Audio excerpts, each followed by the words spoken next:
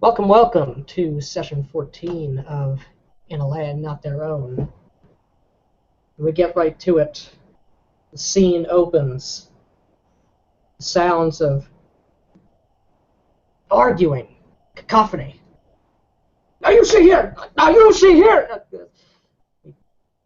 Sounds of anger, raised voices, shouts, and insults as the more subdued in the sounds of commerce and of business being conducted, of trade goods being moved on and off, carts, haggling happening, but having to compete with the raucous sounds of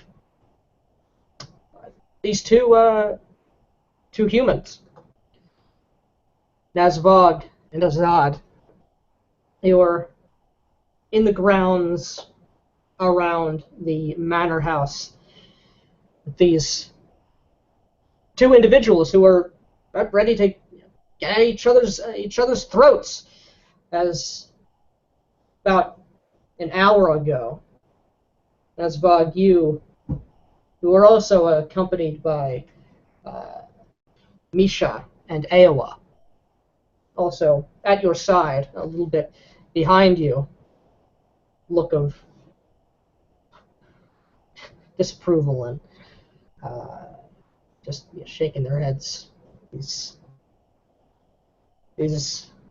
foolish men. It happened upon these two individuals as you were walking through the town, as discussing the events of the council, which is now well over a chain past, as it is the Day of Outcasts. And amidst the normal sights and sounds, you witness this altercation, or what would have been an altercation if not for the three of you's quick interjection after discussing what's going on here. These men are human, right? Yes, they are both human. Okay. And after... Yuta, why are you arguing? I'll say them in Pelganese. You need to stop now. Go, sit. We shall talk. He's trying to cheat me.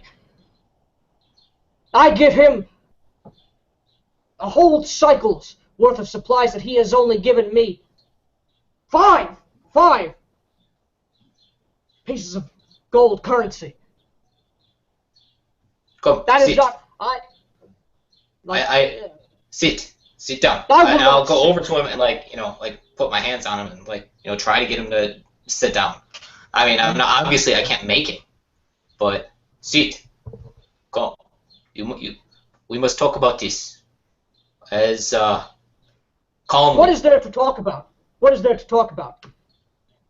There's nothing that I need to speak about with a cheat and a liar. I know. You do not speak with him. You speak with me. He will speak with me after.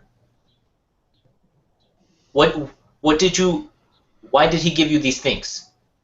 Did you make agreement? With trade. Trade. Yes. Did you make agreement beforehand? I give you this. That's what we were trying to do. So you did not make agreement before. This is what I say. You did not make it beforehand. No. Then what is issue? If he say I give you 5, and you say no, it's not enough, then you leave with the goods you have. But we were to make a trade. The price was not agreed upon, but we were to have an exchange, to barter my goods for his coinage. Yes, but he give you he say I give you low price. Then you say I will trade with someone else who will give me better price. Is this not how the exchange works. I like look over to the That other is woman. correct. Yeah, and Azad, because like I really don't know. Like, I'm just there standing very pleasantly, like as if like Yeah. you know, like oh, I'm the celebrity, like I'm the like I'm the money man, you know, and I'm just there. Yeah. I have a very sort of pleasant demeanor. Not everyone has the gold coinage. I believe that is what it is called. Only few, and even fewer who will take my goods at this time. We had an agreement to make trade. but he did But not say, "I will give you 10 gold coins for this." the harvest changes. Cannot guarantee a particular amount, and that is not how we have ever done things before. Never had problems before, but now, just last cycle, I know that he gave twice the amount to Luca. You don't know who that is. Hmm. I am sorry to hear your frustration, my friend. But the value in the gold coinage that you have received from your trade surely has risen, as you say yourself, and I will make it certain in your mind. I haven't cheated him. I've done nothing. There is Never no been called a cheating liar. that I am referring to, only that the value of the gold coinage of which you have been paid has risen. In fact, perhaps you got a better end of the deal. Hmm? So I'm like staring at Azad like mystified, like, wait a minute, this like the value of these things could change. Like, I have no concept of Like like they what he's look talking about. mystified So as yeah, well. The concept so, is alien to them as well. Of inflation and currency. yeah, like it sounds nice to me, but like I have no idea what. So I was How just is like, this? How is that possible? Well, It is still the same thing. It is still the same amount. and I just nod. Well, think of it this way, my friend. When you have 10 chickens, and the one next to you has 10 chickens, and the other one next to him has 10 chickens, you all have plenty of chickens, do you not? What happens now when only one of the three has 10 chickens? Oh, the other two would give more for that one. Hmm. And until, and I kind of like look off, kind of dramatically, until I get my proper shipments, there will be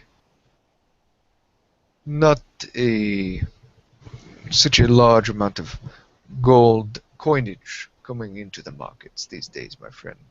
And I kind of lean into him. Not everyone knows this. As if like, saying like, oh, like we're buddies. Like I'm on your side. Not everyone knows this, my friend. But if the value can change up, down, how are any of us to know when we are getting a good, being treated with fairly? How am I to know how much for this? You speak of chickens and goats. These are things I understand. Things we all understand. Yes. How am I to judge these pieces of metal? Well, my friend, I look over to you, Nazwa, and then back over to him as you are standing and speaking with two of the council members of this town. We will make sure to implement fixed prices so that you may know how much a gold coin is worth. don't you give me a diplomacy roll? And while he's giving this speech, I'm just like nodding, like, yeah, this all makes sense to me. Like we're gonna totally do this. He's completely right, and I know he's right. That's right. Yeah, 22. Am I wrong? Yes, and I'm the famous. I don't council, know if I get another bonus from that, but most definitely. It's especially this is something. This is an argument related to a commodity that you invented for all intents and purposes here, and own. So yeah, most definitely. Like you mentioned, the council. Ah, yes, I heard about that. Yes, and rest assured that we are working quite diligently in making sure that all that wish to build homes here are satisfied. As well as those that are living here. So this price, this is a good deal for me. This is, of course, it's a good deal. Yeah, person.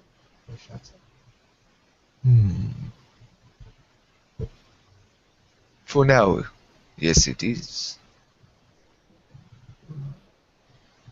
But you must not react in this way.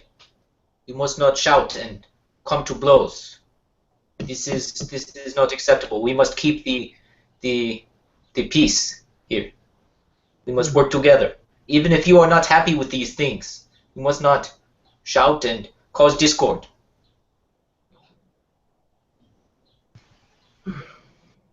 We are family here.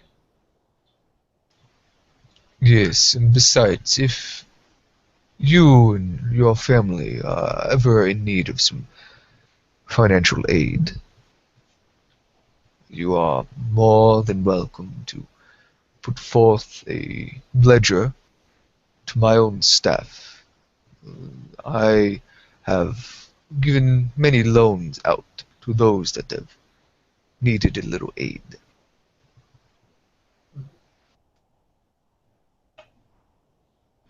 All right. Fair enough. Good point. I'm glad that things will be fixed. There won't be any of this confusion of up and down and. Your worry will be the first from my lips upon our next meeting in council. All right. Thank you. And nods to you as well. That's Rodman. He looks back and they kind of look sheepishly a little bit at each other for like, all right, they shake on. They depart. I just continue on down, like, okay. Now I look at you, Nesvog, like, okay.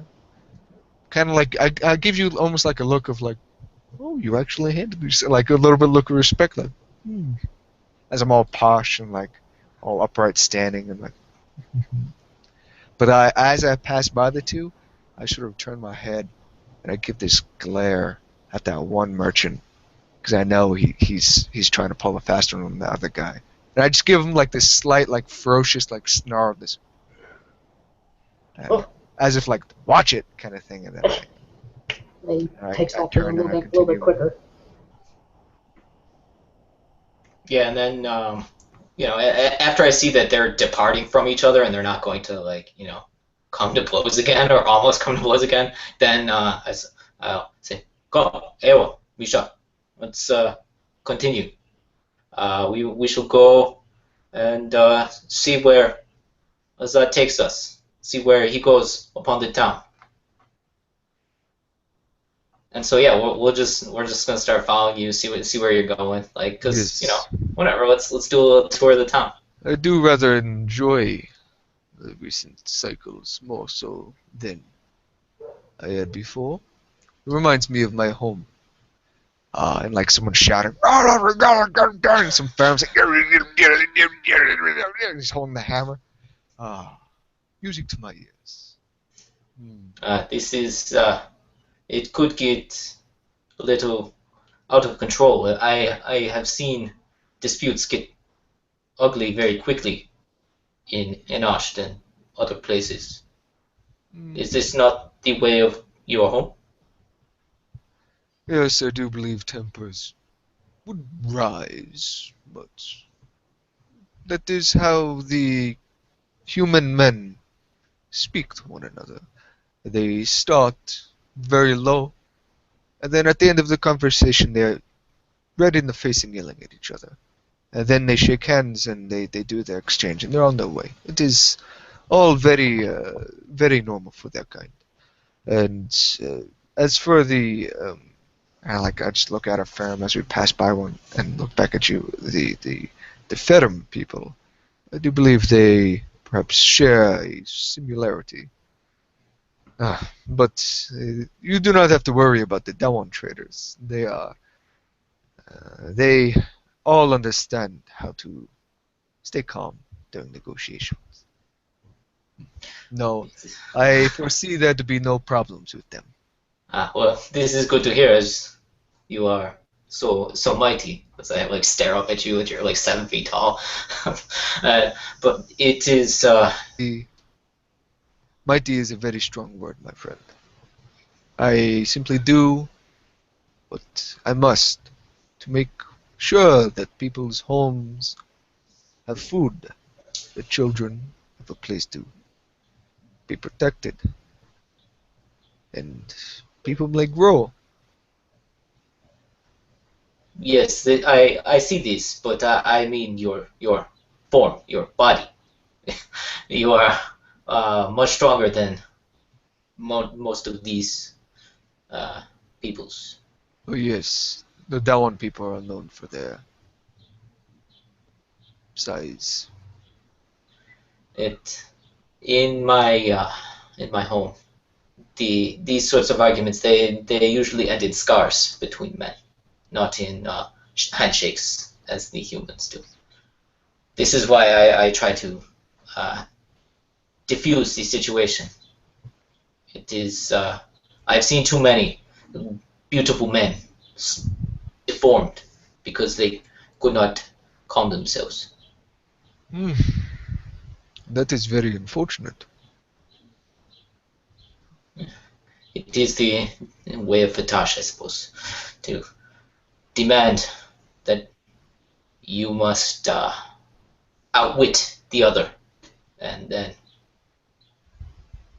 come to blows when you realize that you are outwitted. You must prove that you are stronger if you are not as wise. This is what they teach the young men. Oh, I see. It is not a good way. And you have not been teaching your young one this. No, no. Sanam no does not know this. She learned how to talk, how to deal with the people. Hmm. Hmm. That is best, perhaps. It is the only way. We are not all sirens here. Too many wish to uh, get upset at us, then we are gone. But we do not need to learn too much more from Fatash. She is not wise. Hmm. Is this not a blasphemy of your people to say such a thing? For if a Cheyenne were to say such a thing about Shai herself, oh, there would be repercussions. There, there is no one to place such repercussions upon me here. Unfortunately, my people are gone. You have seen what has happened to them. So I am on a different path from my people. It is hard, but it is the what I believe to be the right one, and I shall teach Sanam this way. Now, I know that in that attack, the sirens that came, they were not of your pride. You were not of their pack, yes? You come from another place. They were not from Inash, no, but I fear that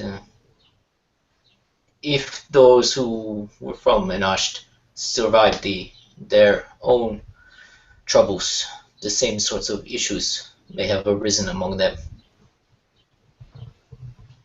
I fear there is not much left to go home to. Well, it seems that you are making a wonderful home for yourself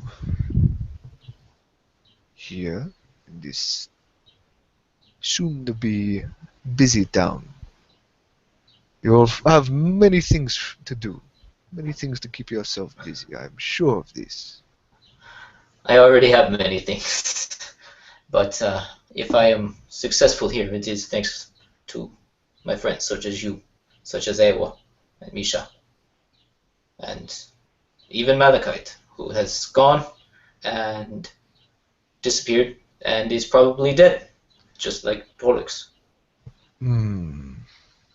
This I am not sure. The Oran people are made of stone, and stone is very strong. I'm sure that you understand. Yes, Um, the the demon Malachite. I do not know if it could survive or if it is a some sort of an echo of a ghost, a specter, mm, or even a spirit. I am unsure what it is truly. If it is an Arwen. it is the child of Polix. He told me, or he told me that they break themselves apart to make a new Aram. Oh my. They're like potatoes.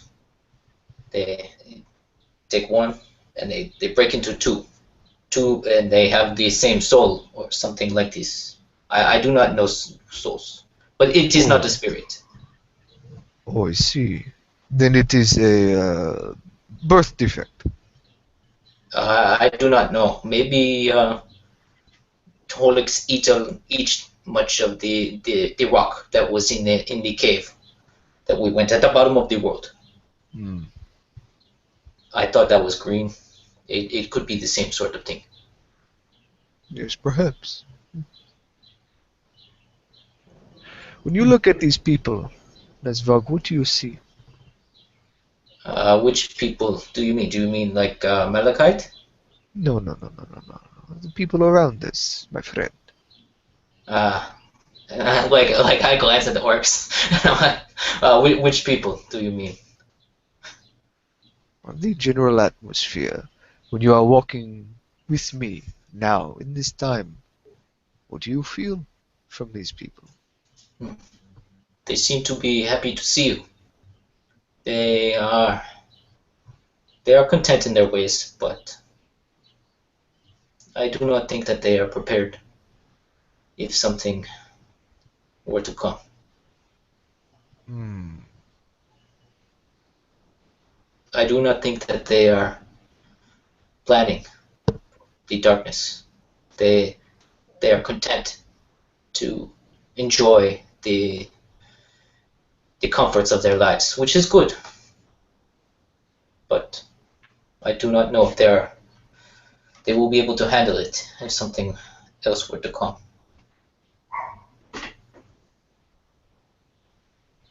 That is what we must do. We must be prepared for them. Hmm. If only the people of this land knew how you thought of them. Hmm. They would be praising your presence rather than mine. I do not know if this. I am just a siren. They are unhappy to see me. It is. I am content to help those who need it, to teach those who wish it, and I like glance back at or like kind of gesture back at Eowyn and Misha. Uh, these people, I will do my best to help them. I am no great leader like yourself. Hmm. Perhaps in time they will understand you. like I have. So like at that I kind of like subtly like my eyes widen a little bit because I'm like, oh great, he understands me. I don't know if I like that or not. I look off like, here's some compliment. And with that not compliment, who can say? The scene changes.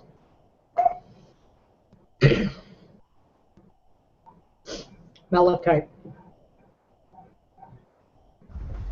you dream. You know somehow that you do. For you've been having the same vision, the same experience, the same strange sights, sensations every single day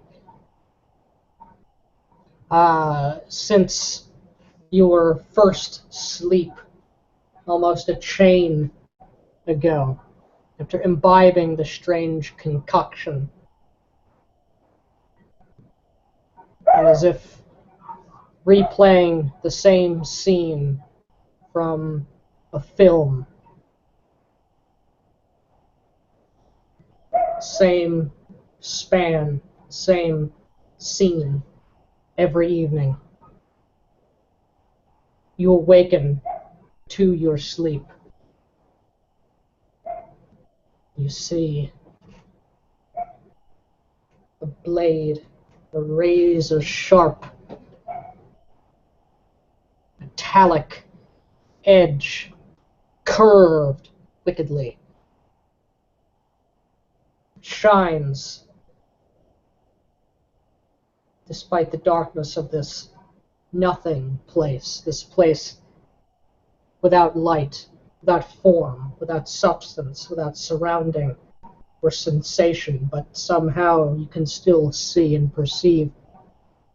And you watch yourself cut into yourself, but the flesh, it does not cut. Instead, you see somehow in a way that can only be experienced in dream. The realization and understanding that doesn't match with what your perceptions indicate. Carve pieces of yourself, of your soul, but not. Is it really your soul, or is it layers of chaff that are being taken away, slice by slice?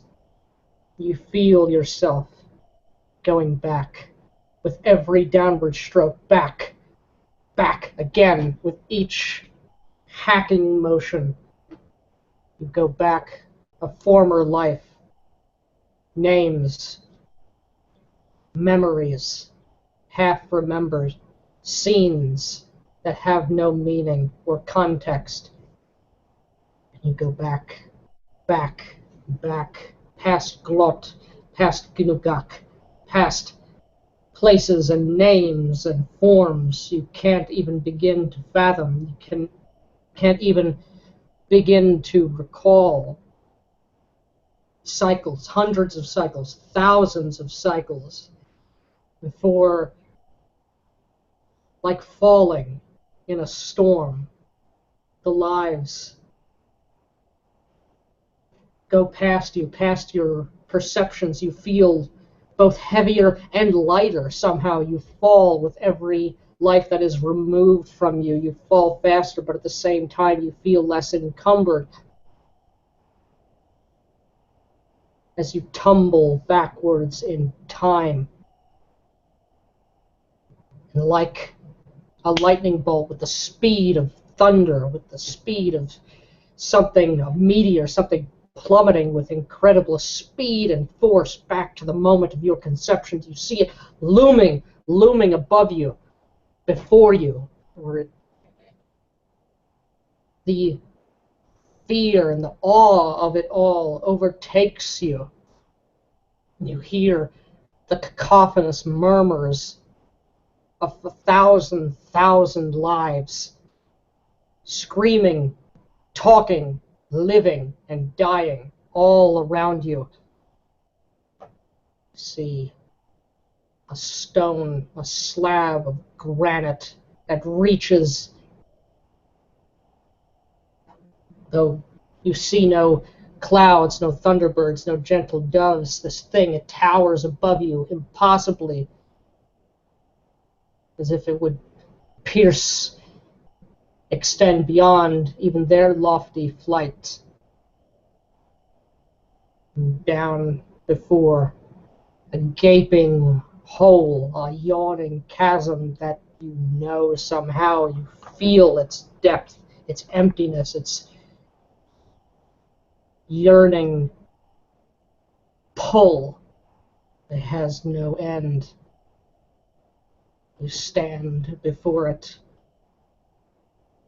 and you see two eyes, and a form rises from it, a massive humanoid form. It does not stand as if in one instant, in one motion, rising up, and then the scene changes and you see it standing before you, impossibly tall, on a throne, a chair of solid granite stone. This massive form, three-headed. One face made of stone, one face made of flame, one face made of bone. It wears a crown of iron with 8 jewels inlaid in its circumference. Each one of those 8 are a monster, wriggling and writhing in a most fearsome way. Forms that have no names that you can recollect. And in this place,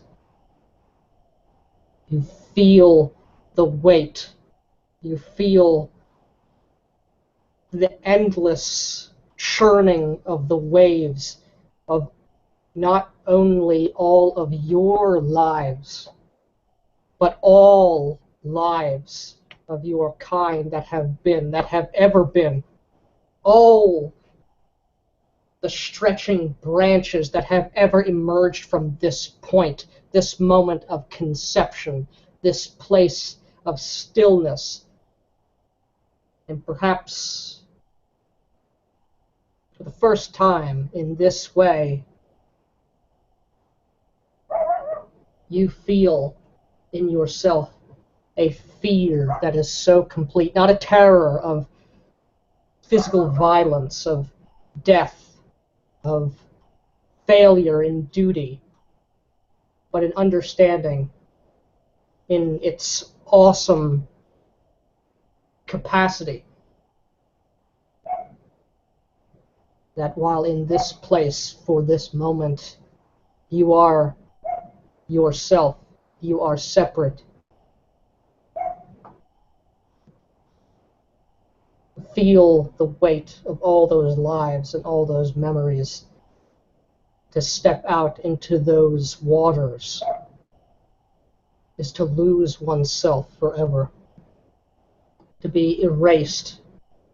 Whatever piece of yourself that is individual, that is I, would be no more, washed away entirely, washed away more than even Amale's herself could wash a soul. There's both an uncanny terror and an almost irresistible pull at the same time, an allure to it. And you stand before this thing, this vision, this birth mother, father of yours, this first thing, this moment in time. Who can say how long ago it is?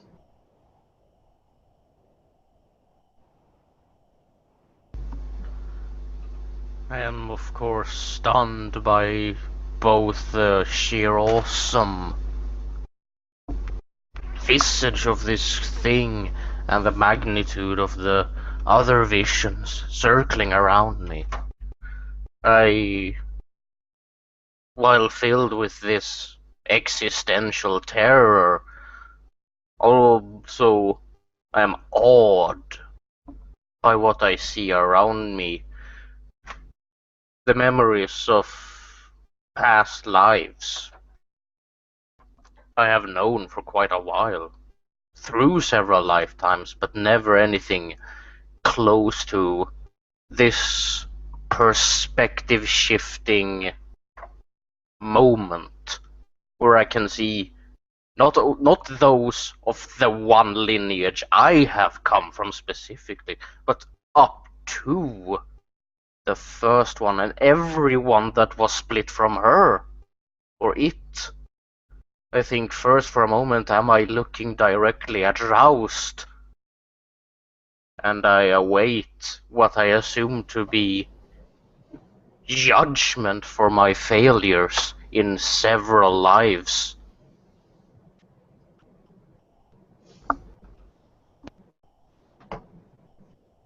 One of the heads speak. Difficult to tell which one. Even though it's impossibly tall, you can still see with clarity each of their moving visages.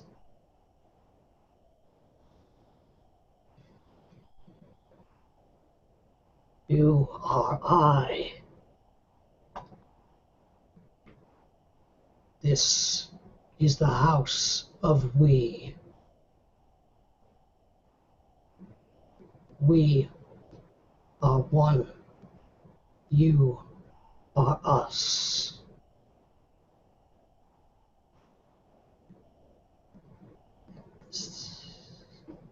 You get an innate sense that this is not Joust. This is something else. Shut up, phone. Nevertheless, I am still cowed and awed, and in my weakened, delirious state of dreaming, I fall to my knees in the rumbling voice of this. If it's not Shroused, it must be close to demigod at the very least.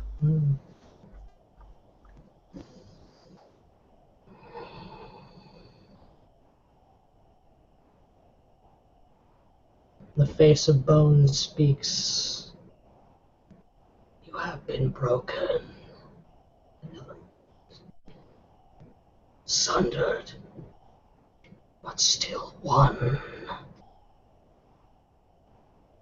What caused this conflict? What caused this strife?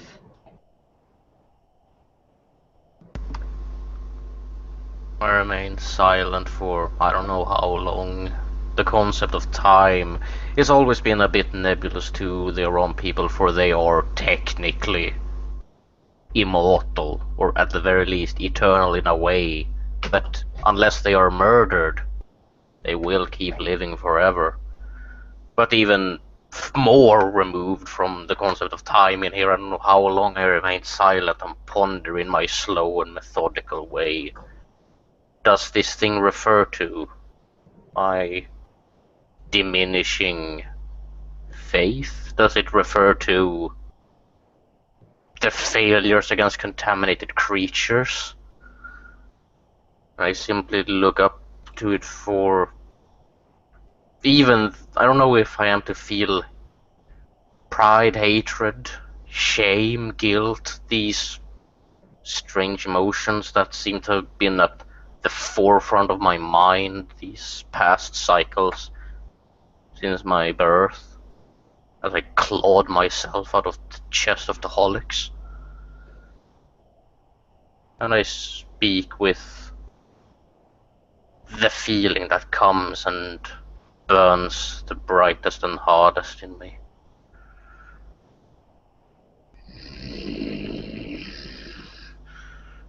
I must see the death of Yaga. Too long. She has been the eroder of our bodies, of our souls. For I know, oh Great One, that there are those here in this space that should be here, but are not. For the Noknitsa has consumed them. This drives me to hunt her eternally through lifetimes and soul splittings. This is what I know, or at the very least remember in this moment, in this space of hungering vengeance.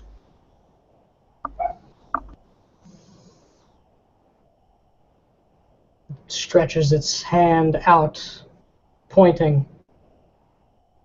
Gaze out from atop the tower, which is itself the wheel, and see all that is and all that will and has been.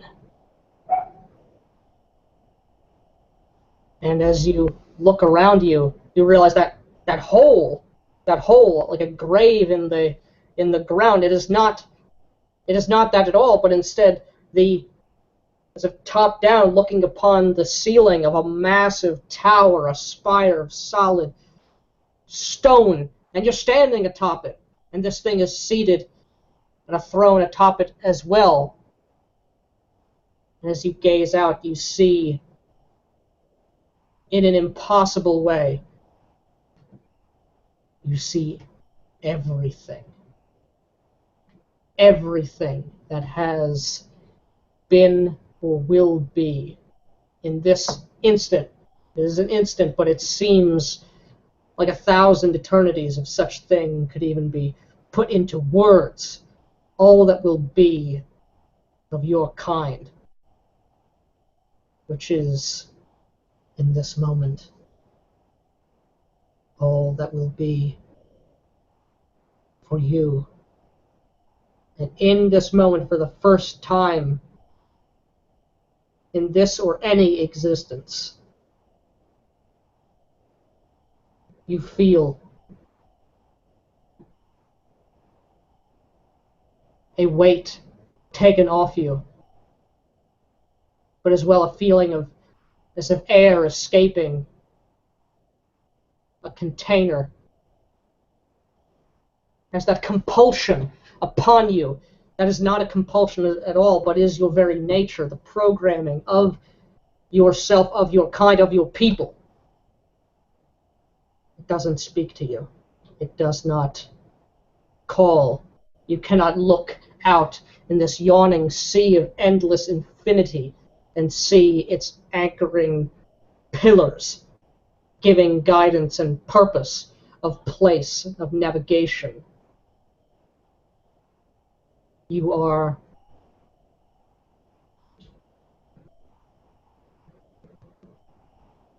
well, you do not hear any call. You do not feel any compulsion. You are simply you. And that feels fucking terrifying. All of my previous existences, I have been driven by the need to hunt, the need to protect tombs, graves, and perform burials. It's been beyond a compulsion. It's been straight up mental programming that brings ease and peace to me. Without those thoughts readily in my mind, I am shocked beyond horror. And in that horror, you also see, you understand somehow. You see in the infinite number of lifetimes, the infinite number of branches, the infinite number of possibilities which have resulted in you. You can see the branching like a fractal, like something that is impossible for a mortal mind to comprehend, and yet here and now you do. Exactly the causality which resulted in your being in this place, in this moment, at this time. It makes absolute perfect sense. Like a slab of granite submerged beneath the waves, and somehow, through the erosion of countless eons, resulting in the creation of a beautiful statue. Something that should not be possible, that should be an impossibility. The infinitesimally small chances of you being here in this moment, and yet that is. And you can see it, and you can understand it. It had to be this way. It was always meant to be this way. But who meant for it to be this way? I do not know. I am aghast in horror and amazement at the same time, mixed and conjoined utterly. I wonder, is this blessing or divine punishment for... I don't know what. I have been dutiful and diligent. I have hunted in the face of grave danger. Is that not why I was made in eons past? In the face of fire speaks with a crackling tongue. 1,000 lives have risen and fallen for you to be here. You have always been here. You have always been. Now you see, though you do not understand. Look upon we, upon you, upon us. Your road is forked, and you must choose. I am petrified in this moment. And I don't know how long that moment is. In this place, time means nothing.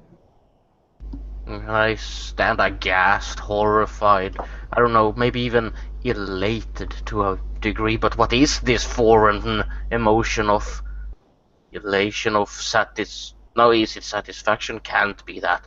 It can't be. That is what I feel after a burial. That is what I feel after a hunt.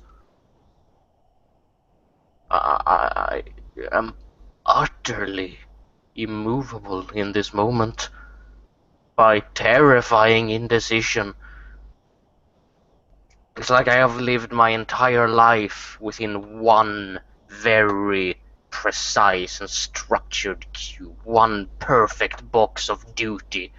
When in doubt, I could always see within it what to do, the writings upon that cube's walls. I always knew what to do. When in case of this, I go that way. When in case of this, I go that way. In case of this decision, I do that thing. It's always been easy, understandable. No questions, no indecision, or close to no indecision. And now I am thrust out of it, and I am petrified by terror and other emotions I yet cannot comprehend. But within me, I still feel one need above these hollow absences that have been cut out of me. The need to hunt is still there, and I can still see the rubbery grotesquerie of Yaga's face in my mind, burned into me from several lifetimes. And I know that facing this metaphorical, metaphysical fork in the road that this great one speak of, I know whatever path I go, I must walk the one where I hunt. Nothing else would make sense. And in that moment, those three faces in one, loom before you, obscuring all but them. Then choose, says the voice of, or the face of bone. Each face a door, each door a fate. Only you may choose. But know that once chosen, it is for all time. Take the door of the mountain, says the voice of stone. Door of the eye, says the face of bone. The door of the murderer, says the voice of flame, and then all speak as one. Or turn and walk alone the walking way and be a ruling king. Choose. And I am cowed again by this creature's awesome trembling and earthquake-esque voice. And I try to feel through my rigid theological mindset which one of these metaphors in this space would be the path of the hunter, the path of contaminated slaying.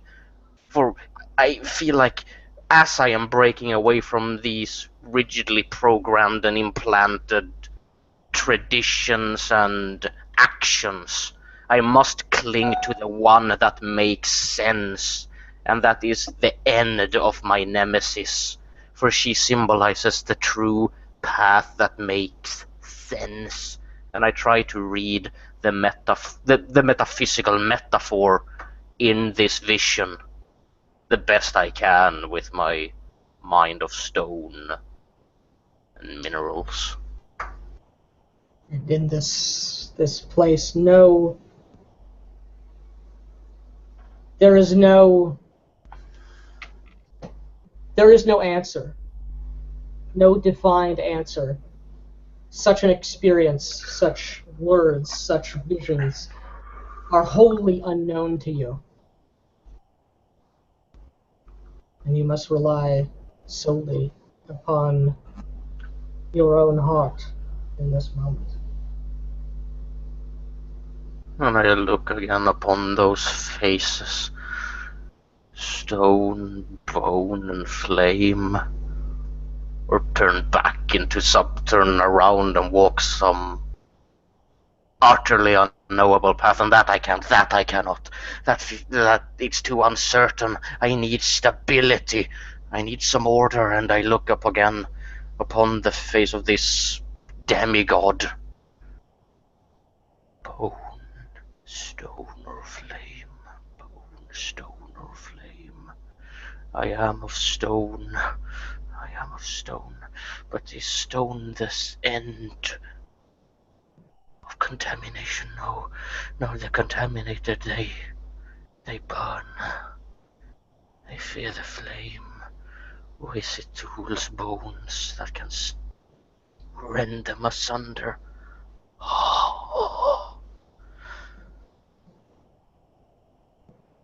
One path was that of murder. And how can there be hunt without murder? And I walk slowly in this metaphysical space, this vision quest, I walk slowly as I begin to think as best I can upon old Rousty and Dogma.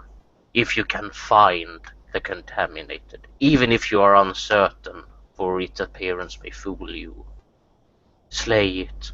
For if it is the monster that it might be, then the end was just. But if it was an innocent, if it was one who did not deserve it, then they will regain new life in reincarnation. So in Rousty and Dogma, the murder was just, and how can there be an end to contamination without murder? So I am drawn to the burning door. And with that, the face of flame takes up the entirety of your perceptions, the other two fading away into darkness, into obscurity.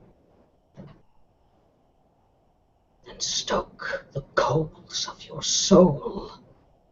Light the torch to illuminate the way, and mantle the endless spirit concept, and be the two-headed lord with the crown of silver. And with that, it opens its mouth, and you are drawn inside, and impossible flames engulf you, burning away everything until it is all that you can feel and perceive. Incredible heat, licks and licks of fire, like falling into the inferno itself, falling through a thousand-faced ring at the end of the world, perhaps something even deeper, even more hot than Morgul itself, as you feel yourself falling down from the top of this tower, which is endlessly infinite in its distance from the surface. And you fall what seem like cycles, but also as if mere moments, and all you can hear and all you can feel is the conflagration and the Holocaust. And as you fall deeper, like a meteor, a falling star from the sky, the roaring of flames give way to the endless, deafening cacophony of a horde of insect noises which buzz and buzz louder and louder and louder before there is but silence. With that, we change the scene.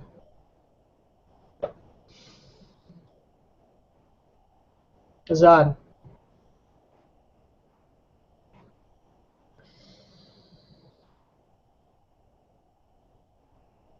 You, having taken care of that unpleasant bit of business, it could have been far more unpleasant, but handled quite well. However, you have perhaps not seen anything to that level, but you've seen and you've heard there are other people, as the rise of currency continues. It's becoming increasingly more clear just how uneducated these folk are interpreting such a system. So there's a lot of confusion about what is a fair price, how to make an equitable trade. People are doing their best, but people never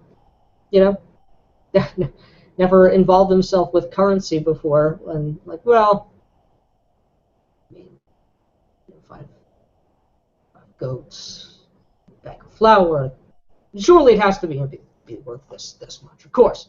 So you see all kinds of deals being done. Most of them are are grossly lopsided. But thankfully, there hasn't been anything so far as potent as the argument, but that it may be something that we must deal with in the future if people are to keep using this. What is of greater concern is the lack of shipments from Karth. Your vessel still having not left in some time to return to Karth, your would-be crew have been growing restless upon the shores, trying to find something to do with their time. There's murmurs of discontent regarding that. There's no additional gold or other metals in enough quantities to continue to fuel the market with currency, with coinage. And these things weigh upon you as you walk through what's sort of like a mini bazaar that's kind of, sprung up around your manor house with the many craftsmen and tradesmen who have now flocked with ever-increasing numbers, steadily but surely, to this town and to you specifically. Many humans, satyrs, some orcs, a couple of ogres as well, and other species besides, though not in any quantities matching the aforementioned.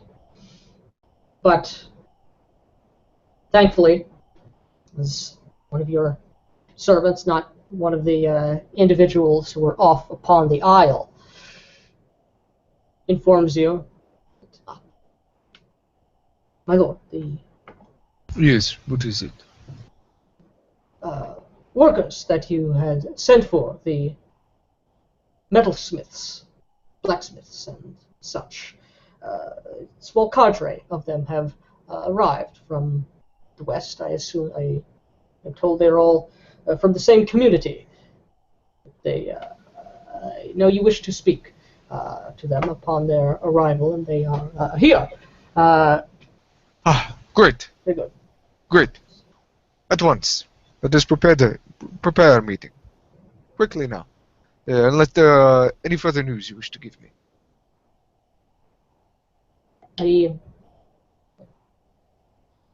Not at this time, but I will inform you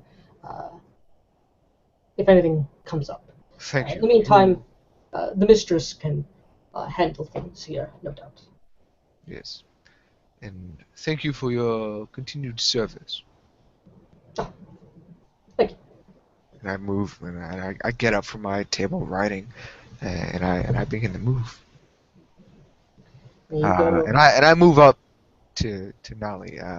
If I know she would be in the home, I would sort of go up maybe to the second floor. Usually well, actually that's kind of where I would be. But anyway. she also has like a study area. Yeah. She's not like lounging, but it's business. So yeah, she's also writing correspondence, looking at her own ledgers, just as much, if not more, a businessman than you. But she looks up as you. I enter in very slowly, almost stalking, like a big cat ought to. I don't say anything. I just slowly sort of come in and I wait for her to notice me. And I don't go I don't go close to her. Again, it's just like that weird Dawan like dance that we do. I just sort of walk in, like prowling, but I keep my chin up, very, very pompous. And I wait. I see her that she's busy. I don't just go up to her and be like, hey, I just sort of enter into the room and walk. Like I move into her line of sight, and I make it look like I have something else, but I'm also here for maybe for her, but maybe not. It's like that weird sort of, oh, I kind of like almost like aloof, sort of like coldness, like, oh, I kind of want to be here with you, but I actually wanted to. No, I actually want to be here as a cat would normally do. I love you. I hate you. I love you. I hate you. So I'm doing that very subtly. I walk in, and I wait for her, like And she, time passes that she doesn't say anything that I'll speak of. and she gives like a couple, several seconds as she doesn't look up, and she does, and it gives you kind of a sidelong glance, and it gives you like an almost like mischievous kind of smirk, which is not exactly. It's kind of a bit forward for her, which you definitely notice given your personality. You should like all right, like what, like what, like not like, like, Yeah, and when like she I know turns what you're to me- doing. Like, yeah. When she turns to me, I kind of like this weird sort of seduction game. Like I look at her over my shoulder. And I just sort of look at her and I slowly turn towards her. And I'm like almost like caressing her with my eyes, like this weird like tiger look. I kind of make this low sort of purring growl as I take one single step closer to where she's sitting. Hmm. There is a meeting I would like for you to come with me. Oh. Yes, and I take another step. The metal workers that I've sent for have arrived, and I wish you to be an audience with me. Excellent. This is wondrous news. Oh, but I do not want to pull you away from you, and I take a step back. I don't want to pull you away from your own duties, but Nonsense, as this is important. And she, rises and kind of like goes over to you, like, wow, like, all right, it's weird. and like she makes her way over to me, and I start like almost like, oh, okay, I know exactly what you want, and I start like prowling around her, but I move closer, like almost like that, like we're about to tango kind of thing, and I'm looking at her, I'm like walking, sideways around her. I was like, And she could see that same like kind of like flash in her eyes. You're sadly wasted upon these fools who are so uncultured. Times it's a shame that cannot see you in the markets with the homesteads of our families amidst the gaze of our people who understand such class and she doesn't sort of continue, and she just kind of looks at you. But I suppose I should not be complaining. I would not wish competition. You are very wary, my wife. There is no competition. No competition for us. No. Surely not in this place, of course. Ugh. But Perhaps in time, there may be some challenges. That would bring us some excitement, would it not?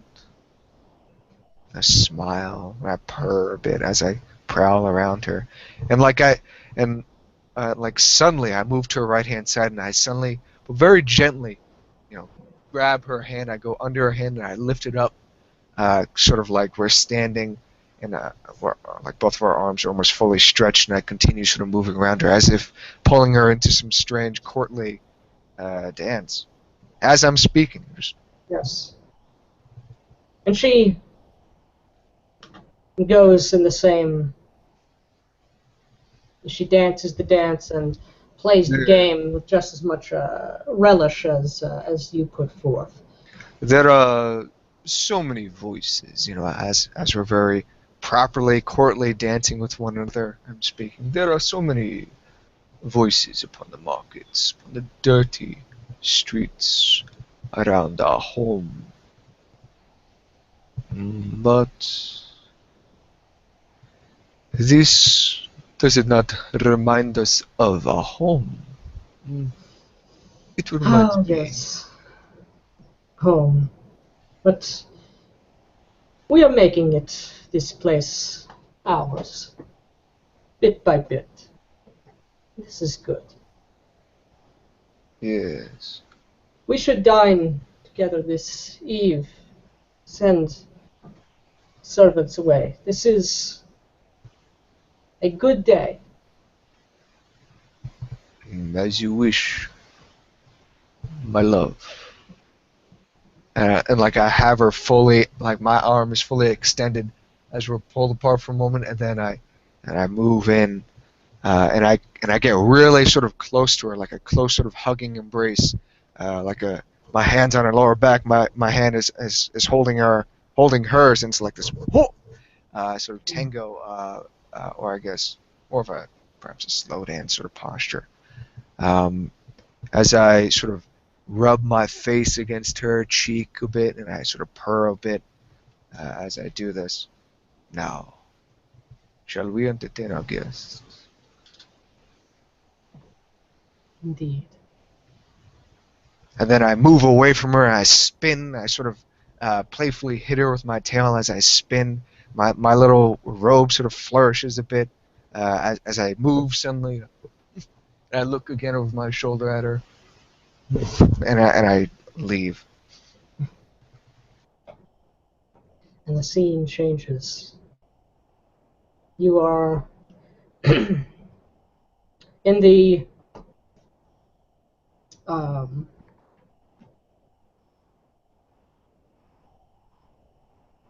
conference area. You are area upon the first floor where you receive visitors and have meetings and such things. As is proper, the servants have like some bits of refreshment out, and there is the wondrously crafted wooden table low to the ground, but there's also a higher table that you also have for those who are not accustomed to the Dawan style of gathering. It is upon this smaller table that there have been some refreshments set upon, as there are a group of about maybe a dozen individuals in here, all they're workers. They're drab-ish clothing, humans, satyr, and one ogre amidst their number here. They're all talking with themselves. It's like coffee. So you said they're human? There's human, satyr, and one ogre. Okay. And these, my lord, these are the ironmongers and metal smiths, metal workers that you have called for in this, and gives you this missive as well from Ronosta. It's basically like informs you. I know these guys, or maybe I know a guy who who knew these people. I know a guy who knows a guy who knew these people. Here you go. And I just sort of gesture him away. Thank you. And like almost like dismissing him, not really looking at him, just like, okay. Next one. Welcome to and I look over to my wife. Humble home. Yes, his human speaks up in Pelganese, of course. Yeah, I'm speaking. I'm sure what you were speaking. Why? Thank you both. I'd heard of each of you, like oh, it's a tiger man, and it's a tiger man, a tiger lady. Like okay, like I heard that's what they were, but like oh. Sit. Sit down. Yes. Thank you. This is a fine table, might I say. It was imported from far away. Wonderful, exquisite. A note. I do suppose none of you are carpenters, yes. My father was a carpenter. Oh yes, it is indeed fine craftsmanship, as it says on the human. Fine craftsmanship. Yes. That's right. It's a fine home you have here. There's a satyr. Like I haven't seen anything like this before. Astonishing indeed. I'm like reveling in it. I'm like,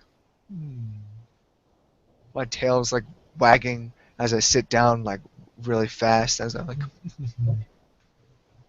yes. Imported from far away, you say. We've also traveled quite a distance for. People are talking about things afoot here in Burgakash. It seems they were right. It seems the whispers and the rumors don't do justice to just how much things have changed. No, I had heard that your company was a family, but perhaps that is not in total truth. Like a bunch of that. Like I just look over at the ogre for a moment. And like yes, our another human, like our father and his, like our three families, another human and like a satyr, like came together many cycles ago to join together and. Well, the hills to the west are a lot richer in iron and copper and many such minerals. It takes a large number of hands to pull it out of the ground, pull it out of the depths of Dahul, and get it on out, get with enough speed for anything of worth to be done with the metal, and. That's Kurj. I look over to him and I nod. I look back at the man that's talking. He gives no explanation. Get the fuck out. How do you get here? But like, I take it then you have more under your employ than what is in front of us now. Oh, there are many ironsmiths, blacksmiths, coppersmiths, and many who still mine. A town to the west in Okale. Oh, so you are not from Burgakish? No. We've traveled quite a distance to get here. I know there are some who or the iron here. I am told. Apparently, dig it out of the bog, is what I've heard. Unfortunate, there aren't. That's all the mineral veins you have in these areas, but never you mind. I shrug, like that might be the truth. Kind of like. But You will remember this day, my friend. And I look over to my wife and I look back at the company. You will remember this day as the day your three families grew to tremendous heights, coming into the halls of our home will herald your rise. As long as there is proper pacts between each other. Ah, yes, indeed. And as the word spreads of Burgakash, as you yourself have heard, whispers of your name will also begin to grace the lips of others near and far.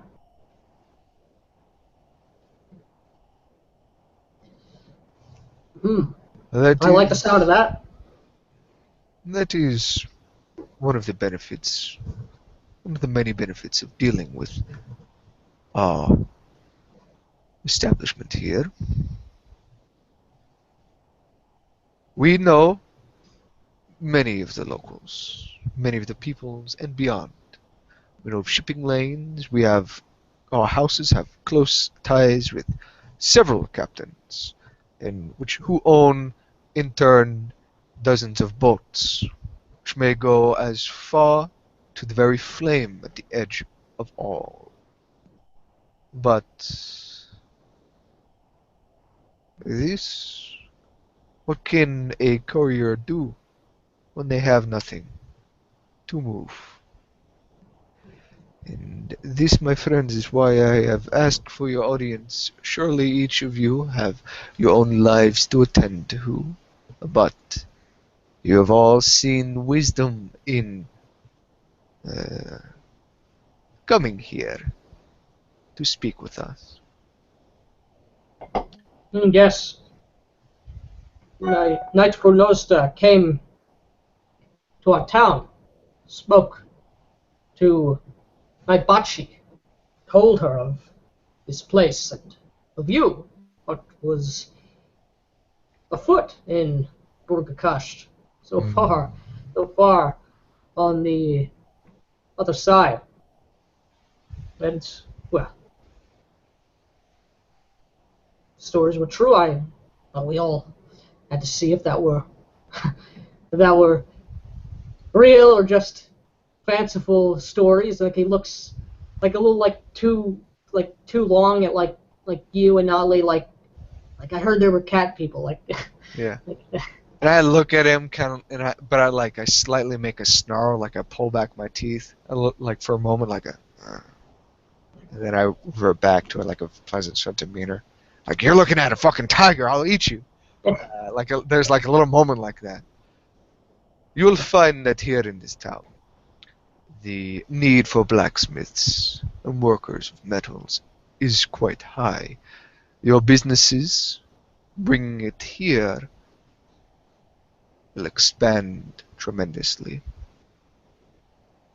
But unfortunately, as you had noted on yourself, you had come a far way, and surely you need, what is the one saying, I look over to Nali, the one saying that the orcs speak of, the one with the tree in the roots. Ah, yes. Just take comfort beneath the shade of the tree. Your long journey before you put down roots yourself. Yes. Allow us to make this an easier and pleasant experience for you. Yes, as you can see, my wife and I, we are very familiar with the culture of these people here. By no means might you think that we are disconnected with these people, but no. In fact, my wife and I have led several community events which had cherished in teachings of, well, newer ways, which I see each of you have shown interest. Yes, says a satyr speaking up. Ah, yes, I heard that you are bartering with pieces of metal, of gold. That's what the people say. That is No, correct. yes, did you, oh, this place attacked my sirens. That's what I heard. Fought them back. That's what I heard. You will find that the people of Burger Kish are adapting, are learning, and have learned tremendously from that attack so many cycles ago. Mm. There has been a council formed where law is to be put upon the land. There is a militia to be trained to protect the people that live in Burger Kish. So you Suppose that may, makes sense. Suppose that makes sense. yes, so you may feel a greater degree coming to Burger Kish, knowing that you will be protected here by not only capable armsmen, but also by economic law. All right. In fact, you are speaking with one of the members of the council now. Oh, And I take a pause, I like, suppose it makes sense. And like, you have a place as big as this. Seems only makes sense, I suppose. yes. I kind of look away from. I look at my wife. In honesty, there are not many people that have come to meet with us. Not many that. And then I look back at them that are worthy of meeting with us. That is worthy of our time. But we have chosen your company personally. We have seen your worth. We have seen your work. We wish you to come here and to Burger Kish. Oh yes, yes, yes.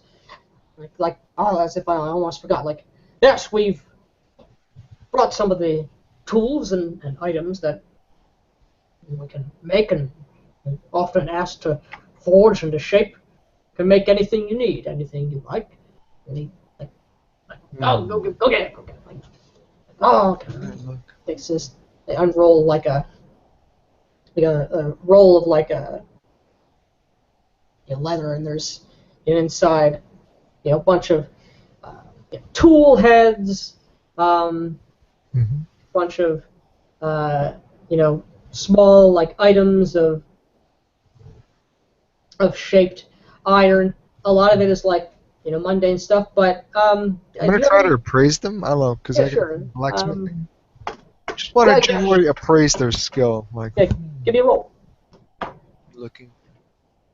But I'm not like looking like I'm impressed, even if I am. Like I'm trying to be all cool. So I got a 16 on my blacksmith. Okay, so To appraise it, yeah. yeah. Now, while like the things that are being made are like mundane, like hose and stuff like that, like it is. Yeah. It's quality's good, and moreover, not only is the quality good, but the quality of the craftsmanship, but the quality of the iron is good as well. So. Alright. So like for a moment, my eyes just sort of flare open, like, oh, like, oh, good. And then I revert to like a coolness. These. You like it? Like I see that look. That's. And I look at the one and I sort of nod.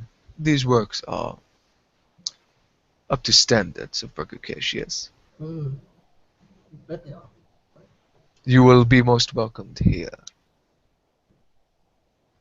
Coming from my mouth, that means a great amount. I Thank you. smile. So, what will you be needing? What will you wish us to craft, or are we to merely mine, dredge up ore from below? Oh, well, here are the drinks. There, have some of this. We have brought out a selection. Oh, Try. This is a time to get to know one another. Do not need to speak of such precise business matters. No, no, no, no, no. Let us have a drink. Let us have a few of the fine sweetened grapes plucked from the many farmsteads. Yes. Some fresh fish brought up from the eastern shores. oh. Just a bit to show appreciation. Well, thank you. Yeah. Oh, oh, no. My name is Matthias, and he goes around like introducing everybody else. You're not. As they kind of this human seems to be like kind of in charge, whether he's actually in charge or he's just the talkative one. It's hard to tell. But and then like when the food is brought out, basically the fish and the food is basically like sushi, like it's little tapas, like these little. I mean, there's two different things, but they're little like appetizer things. They're not like it's very high class stuff, so they might not like understand this, like how to eat it, or whatever. But it's like very tiny portions, and we're eating a little bit, we're drinking, there's a little bit small talk, and then I say, yes, your business, come here. You may enjoy the time. Set your business of your three families here. And for now, I do foresee that I personally will be contracting your business in mining the iron from the peat bogs. Once it is mined, there will be further contracts issued. But I will not be the only one asking for these tools of iron. Oh? But I assume that I may have priority. Yes? Of course. I sort of lean in. Yes? Yeah. Bit of like a snarl kind of.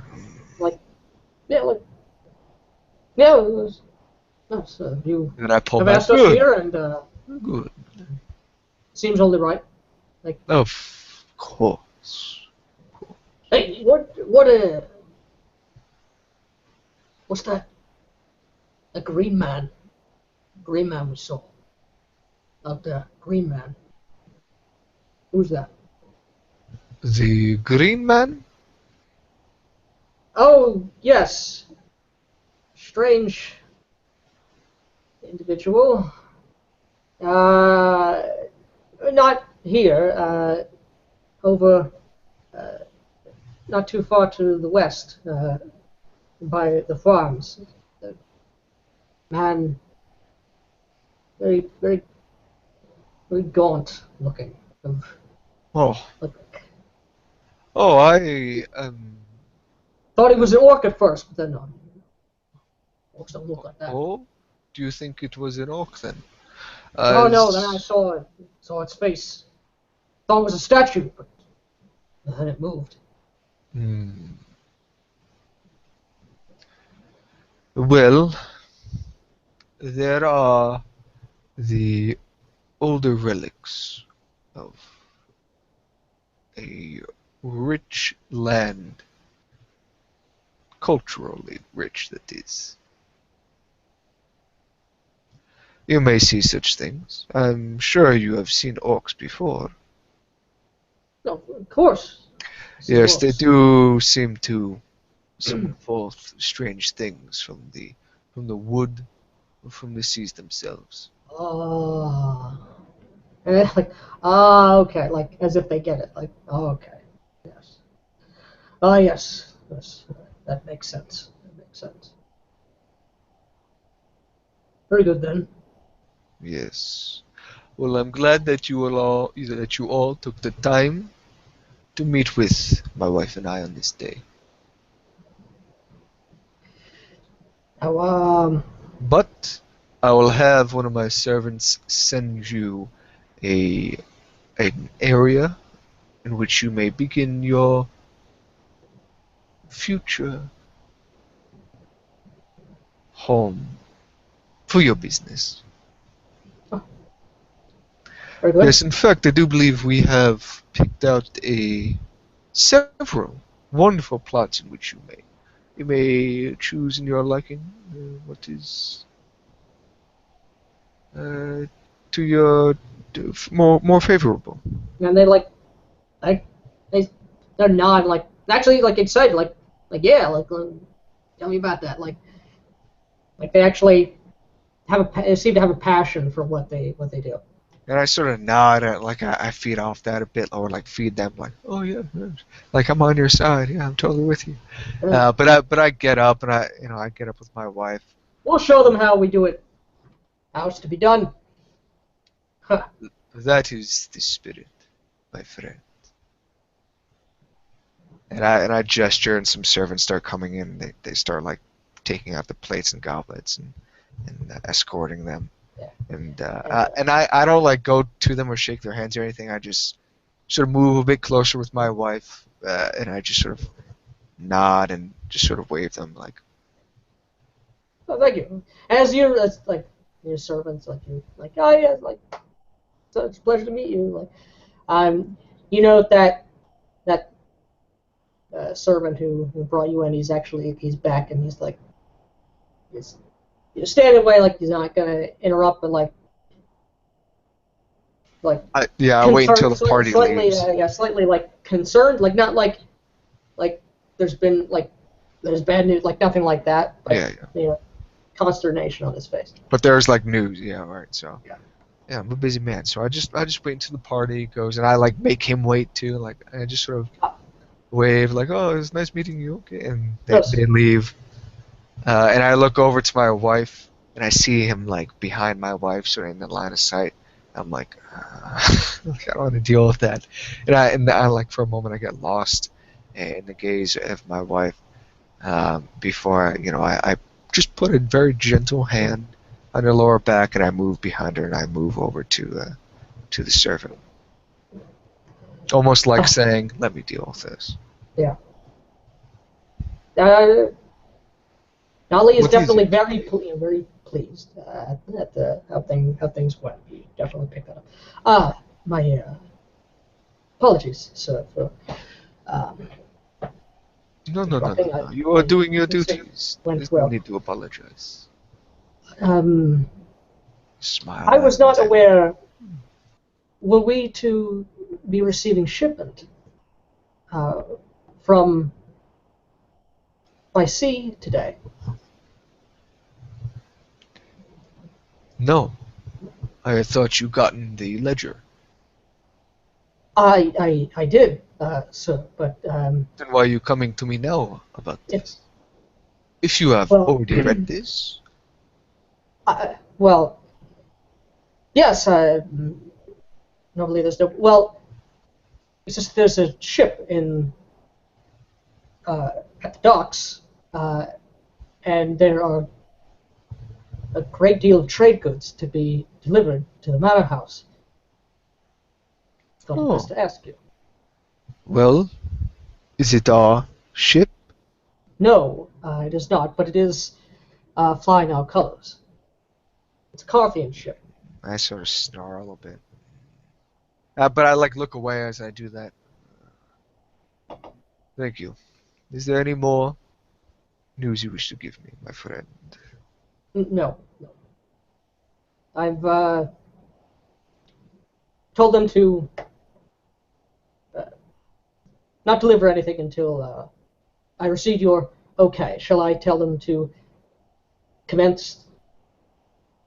Yes, bring it forth to the manor. Oh, right away. He scurries off. I with watch that, him yeah.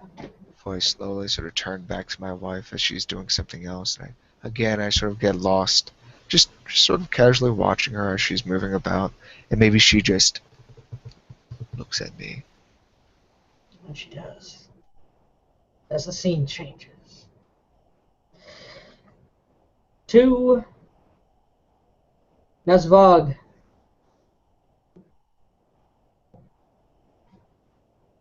Misha and Iowa again. It's been a few hours since the incident. You're back at the manor house. And you're discussing Misha. It's not the first time I've seen such arguments happening amongst people in the town. Never quite that loud, but I don't think this is going to be the last time we see such altercations happen. You're right. I've been thinking about what you were saying, Nazbog. I mean, if we're to be prepared to help these people, well, shouldn't we go out and we know how to defend ourselves and how to defend other people now? Shouldn't we go out amongst them and give our help where and when we can? I mean, what do you think? Well, it is a difficult question. I mean, we must care for those who need us first.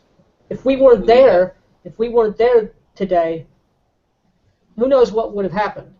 It's a good thing we were here, but we were there to stop those two men from coming to blows or worse. Yes, but we cannot patrol the town and look for these disturbances. The knight, he would not be happy with this. I do not think. We must move.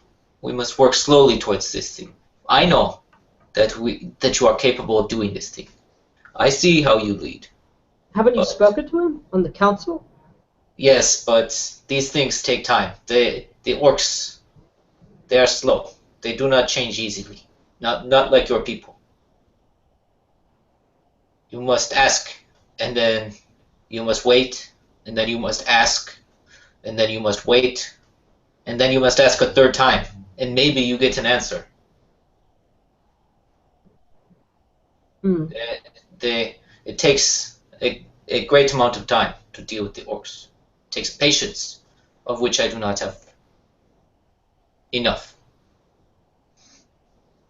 I say with like a slight bit of humility. And they both look frustrated, like. But if you are out and you see these disagreements, you may diffuse them. This is a gift from you to them, that they do not need to shout and hurt each other. It is a thing that you may do, and no one would chastise you for this. But if we are to organize it, if we are to say, oh, I am the one who will solve your problems for you, this may be too much for now. But does not Helena wish for order, for And so yeah, like I start like looking around, and she starts like talking about Helena, like, oh, Like that's who's paying attention to us right now? Because you're inside Okay. your house. Okay. You're in Alright. you're not like with the people, but like you Yeah. well, but taken to your piety. Yeah. For sure, and like Yes, but we do not have the power to enforce it ourselves at this time. hmm, The orcs, the magi, they have the power now. We cannot say, true. no, you will listen to us. They will not listen to this.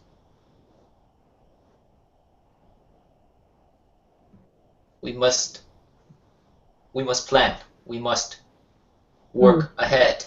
Think well, faster, think better than the orcs do, who are stuck in their old ways. This is what we must do if we are to make this community strong. For they will not do this. what should we do then? We must do what we have been. We must show the rest of the community the strength of our people, of this manor house, of the wonderful produce that we make, the fish that we bring in, the pots, the bricks that we burn in the kiln, the stories we tell around the great fire, the love that we have for each other, the order and safety of our lives. We must show them this, that they can see that we are right, and that the orcs, they lead them nowhere. If we stay closed off, people won't. I don't know if they'll have any need to look upon us or. And like a speak something. What about Azad? What about the markets he is running? We bring produce and fish, like you say. Should distribute it amongst the people and not just ourselves and the farmers here to the north. Perhaps his people can tell other people that it is us here of the Longhouse who provide such wondrous things. At these they do not give things at these markets. They do not share them. They must trade them, as you saw with the others. They must trade them one thing for another. I do not think they would be happy if we were to say, "Come, take this fish. Take these potatoes."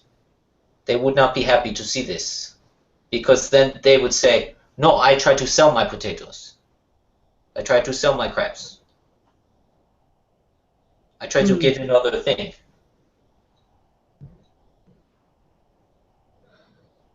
And then Azad would not be happy, and he would say, "That's fuck, you leave."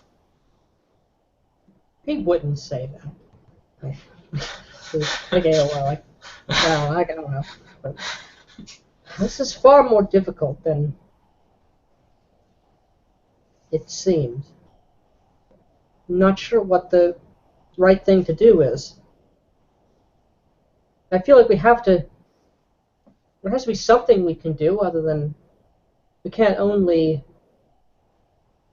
talk amongst ourselves or practice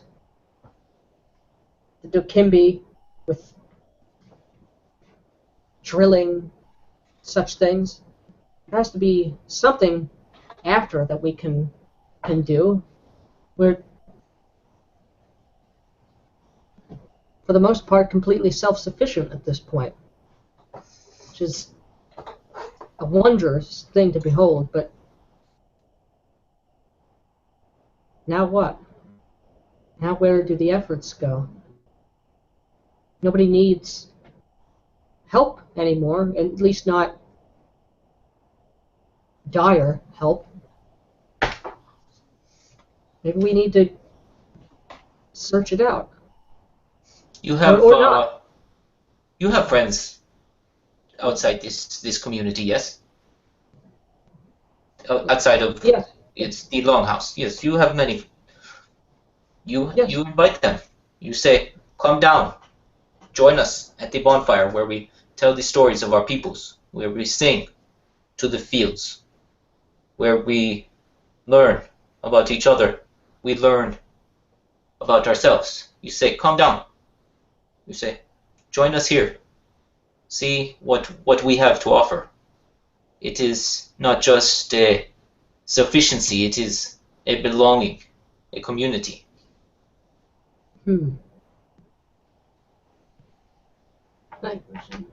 Though we may not be as prepared as we should be for tonight. It is the sort of thing that may allow others to see what we have to offer, to see the value of our wits. If you are about and you see these disagreements, these disputes, you may settle them. Because I know that you are calm, that you are able to speak to these people and make them see reason, make them see that they have more to offer than a piece of gold. But perhaps this is the way to reach others, if this is what you wish, if this is how we should grow, if it is not something to fear. She ponders that for like a few seconds. I suppose you're right. Perhaps that's for the best. A gathering, a party of sorts.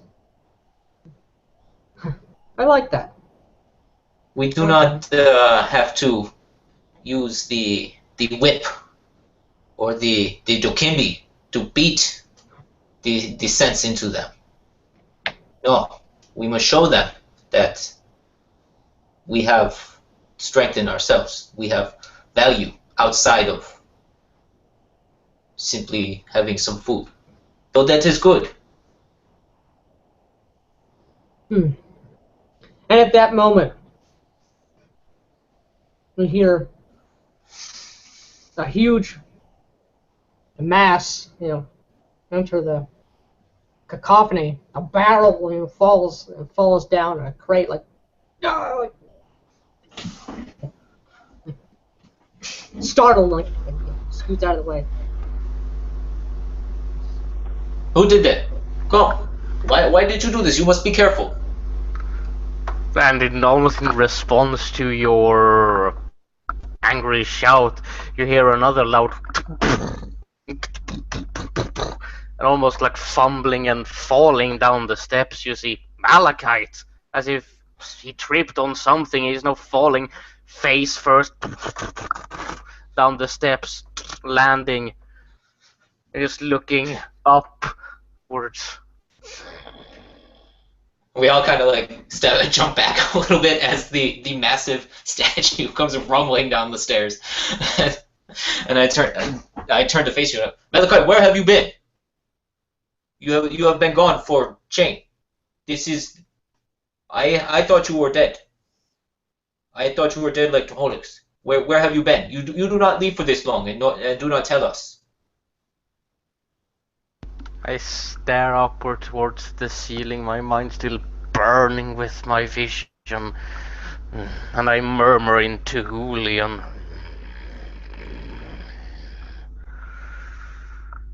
Shitting insects and fire. Yes.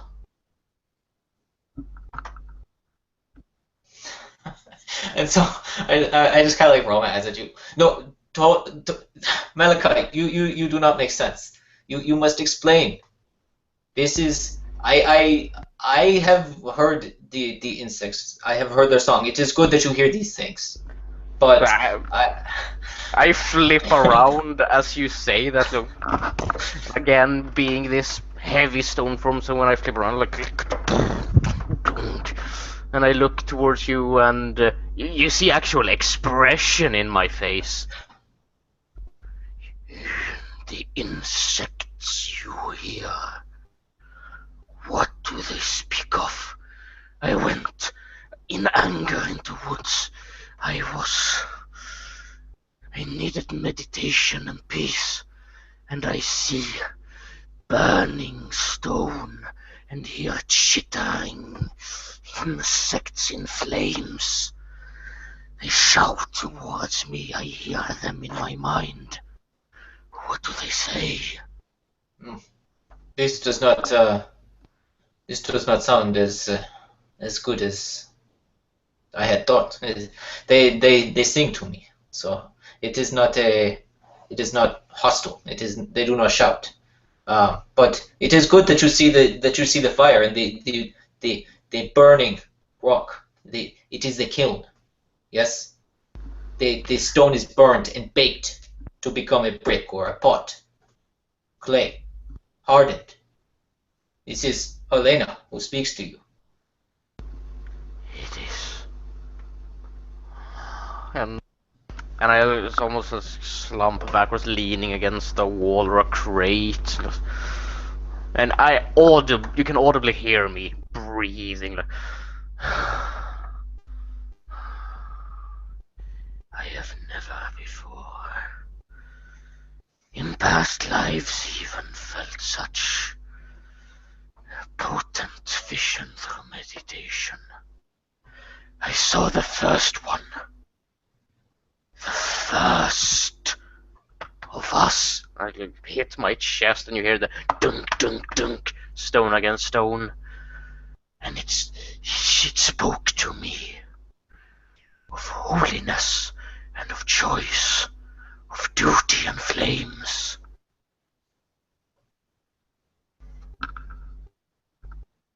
And so, like, I'm like way less agitated right now because like I'm like, oh, he just went on a mission quest, and like, you know, he clearly just went out and like, you know, experienced Helena and is now like a shaman or something. So I'm like actually like kind of happy because like you're completely taken care of and everything's fine. So I'm like, yes, this is good. Yes, Helena has spoken to you. She says the first one should have worshipped her instead of Joust. I see that is what your vision says. This is good. As I look at you like, so you understand these things better than me. As I have so many questions in my mind, and I look towards you for spiritual guidance. It's obvious, you can see it in my expression. Like, I saw first of me, it was of great black granite, but 3 heads of bone, stone, and flame around me. Souls, past lives, memories. And I'm like saying this loudly into Julian. Like, if anyone here speaks to Julian, they can also hear me extolling this ecstatic vision that has me extremely talkative at this point. The other lives flying around me in circling wind, maelstrom-esque. They talk to me of choice, of a path to walk free of the doom. But in this, I seek stability. It was in that vision, the first one ripped from me. It took stability of burial, of the grave, of the tomb, of the hunt, and told me, make choice. And I walk into fire, and the chittering of insects is all around me.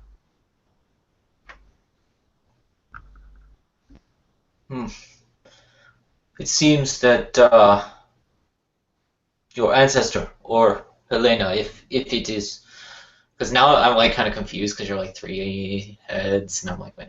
Your ancestor says you choose one way of being your people.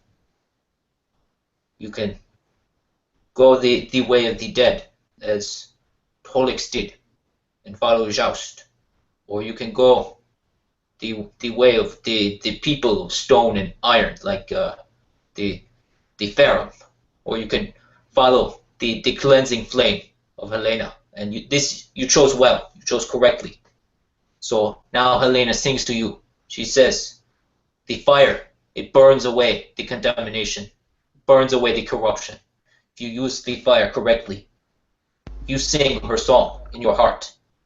I almost get more animated and pointing to, yes, in a moment where stability and contained thought was ripped of me, the ancestor said, choose a path, and I groped for meaning in meaningless space, and I groped for the hunt of that which offends, that which breaks under roots, and walked through fire, and I awoke.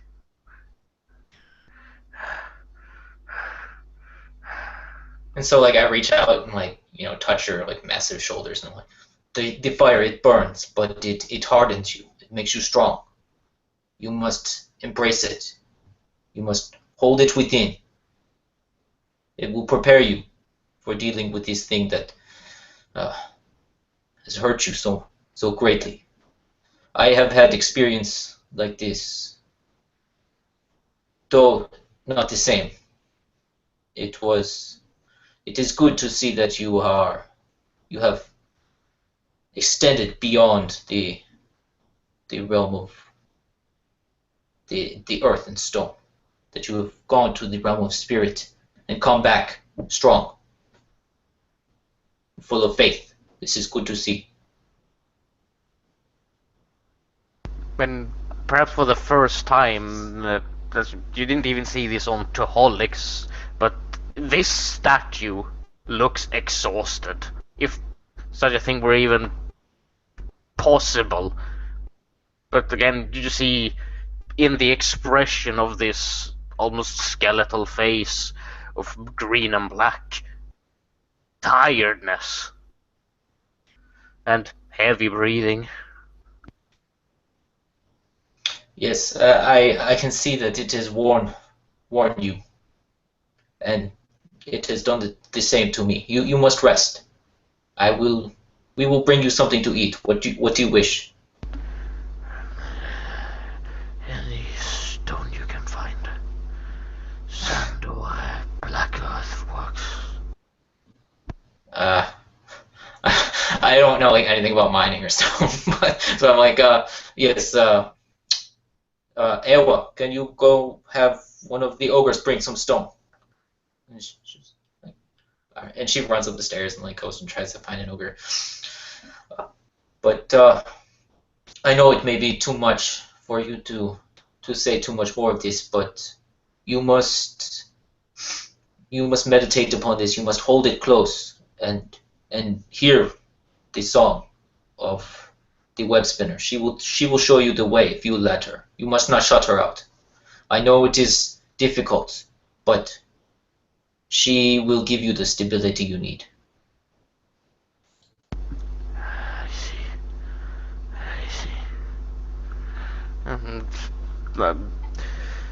It's hard to see if I'm falling asleep or if consciousness is leaving me, because again I don't blink even in this form where I have a semblance of eyes, but it still lies still for a couple of seconds before my head moves again and look towards you.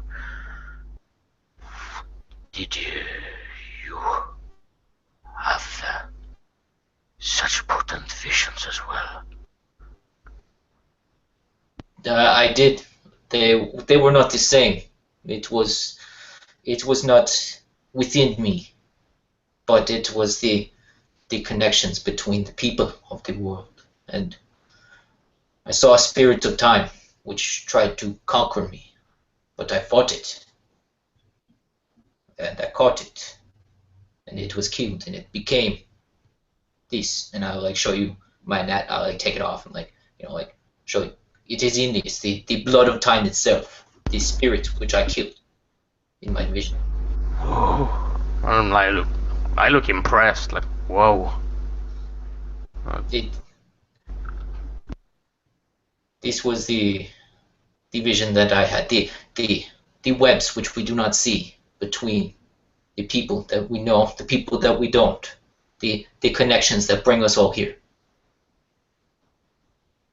I felt these connections through time, through space, through hearts. And if I focus, if I think clearly, I can still see these things. And it reveals much.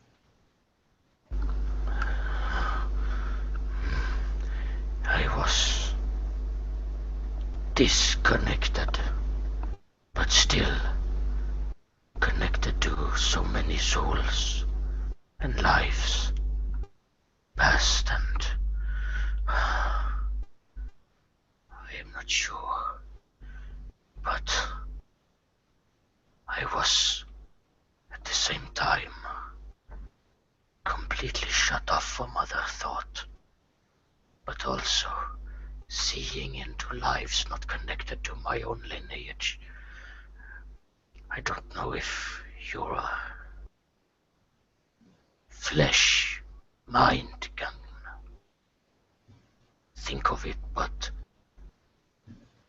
all of those I was split from, up until the first tombstone, the three-headed who looked at me. I saw not only those, but those who had no connection to my lineage, those split of others on separate roads and trees. I am at a loss of word. It is much to take in. I do not have the connection to the dead, to the gone, even to my ancestors that you do. This is what Holix told me, that you are your ancestors in a way, and this is not something that I have, but I have experienced a thing like this, but this is with the people. It is good for you to be connected in this way.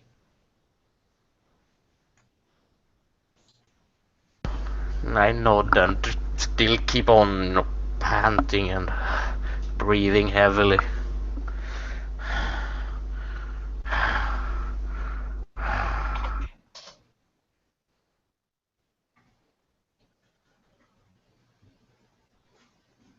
Nick, I got a 13 on that.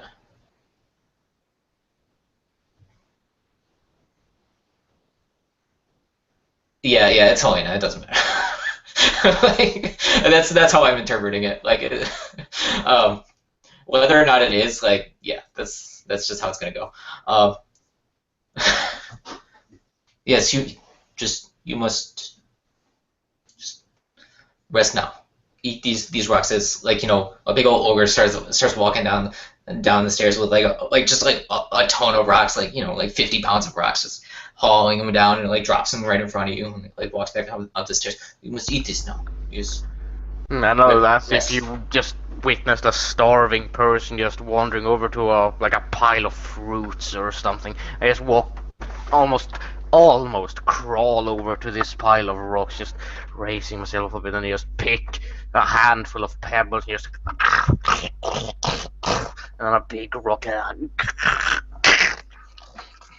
and take just scoops of sand and dirt that fall with the fistful of rocks, just pour them down my mouth and pick up more and more of them, making horrid noises of breaking and grinding. And everybody else who's downstairs, as soon as you start like just chowing down on all this rock, they immediately just start leaving because no one wants to see that. And so I stay there with you as you're chewing on this, and I say, just, you must rest now. You have been gone too long. You must wait.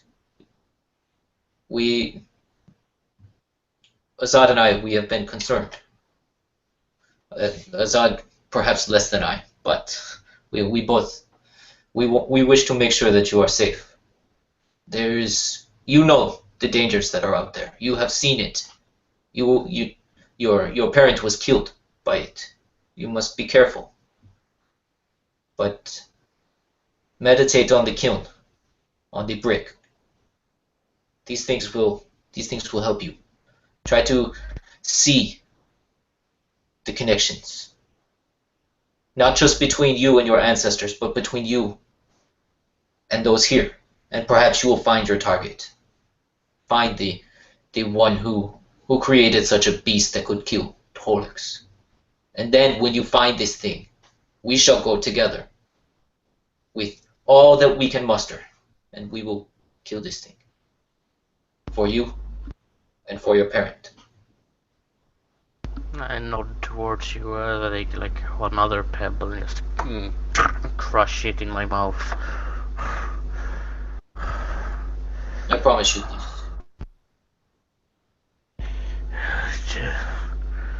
Here, in this house, if you have a tiny piece of gold or bloodied iron, bury it beneath the doorstep, and the monster can't enter. It is ours. And remember, and I look towards you again as if I don't really remember if I have said this to you or not. Remember, if you see her, you will want to flee. She is the inverse nymph. If you see her, call her your grandmother, and she cannot hurt you. You want to flee when you see her. You want to strike her when you see her, but resist and call her grandmother, and she will be bound from hurting you, at least momentarily. The only gold I have is from your parents' horn, and this I will not bury. But I will remember this thing. You should teach those who live here of this word to protect themselves from this thing. I am not worried for myself. I'm worried for the children, for the mothers, those who are not ready. Those are the ones who we need to protect. You must tell them this. They will believe you. I nod at that as I, almost absent-mindedly in a sleepy state, let's put another pebble in my mouth, and then another, and then another, and on the third, I almost like drop in my claws as I like fall forward and just lie on the dirt floor. And it doesn't take long until you hear regular rhythmic breathing as I am exhausted from my vision quest. All right, and then I, head back upstairs as I see you're resting, because I'm happy that you're like resting and you're here and you're not like out getting murdered or something. So I head back upstairs and I go over to Ewa and I just say, Ewa, I am concerned for this one. It has seen something, and I do not know if it was the one who I say it was. I do not know if it was Helena herself who does this thing for him. We must guide him. I could not understand his words, but I can't imagine a visitation from her to be as painful as they seem to be. What does it mean? It is difficult, even for one such as I, who was ready for this. If Malachite was not, or if it was not from Helena, then it might be even worse, especially since he is so young and so filled with rage. But whoever it was that speaks to him of this, we must convince him that it was Helena. For if it was not, I do not know what it is, and it could send him along a dark path. We do not wish this. We know what Helena will do with him. We know that he can walk this path. We can guide him. But this other thing, who knows what it could do? Someone must know, though. His words must make sense to somebody. But they make sense. They are Helena's words.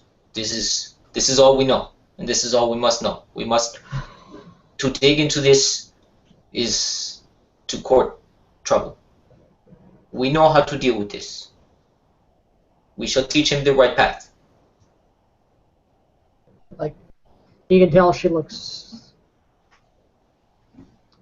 upset, but she nods. Who should we ask about this? Should we ask Azad? Yeah. And just upset at the helplessness of the situation. Do we ask Azad? He will not know this, and to explain this to him, he does not know the ways of spirits. I have seen this. They confuse him. If he sees them at all. Do we ask the orcs? No. This is not the thing that we do. The orcs will use this to chip away at the fragile mind of the Aron. He needs protection. And he looks down, contemplating him. She looks at you just for a moment. What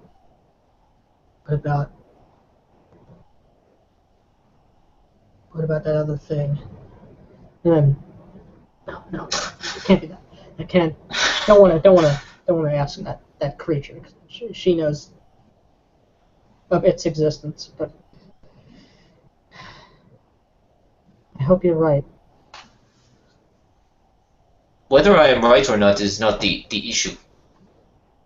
The issue is, what path is Malachite upon? We must guide him to the right one. For his own sake and for our own. For Tolix's sake. And for the sake of the people of this land. She nods and she mouths, she doesn't speak, but mouths a prayer and gives a sign of the diamond on her. And then I go over and I just give her a hug because all this shit is completely emotionally draining, and just kind of rub her on the back a little bit. It is not the worst thing that we have seen. It will not be the worst thing that we see. It is one thing for us to deal with. We have dealt with others. We can do this. I know that you have the strength to do this. And with that, the scene changes.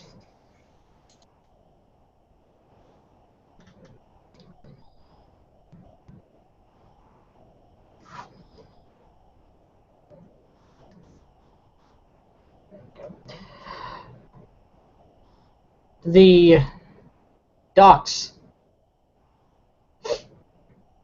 Azad, you stand there upon the beach to see what commotion, what is the cause of all this confusion, and why. Not that supplies would not be welcome, but you definitely were not expecting any, as your ship had not left. And you didn't think that it would for some time longer until you found some way to deal with the Typhon problem. But upon the docks, the other pier that juts out into the waves, you see another ship, not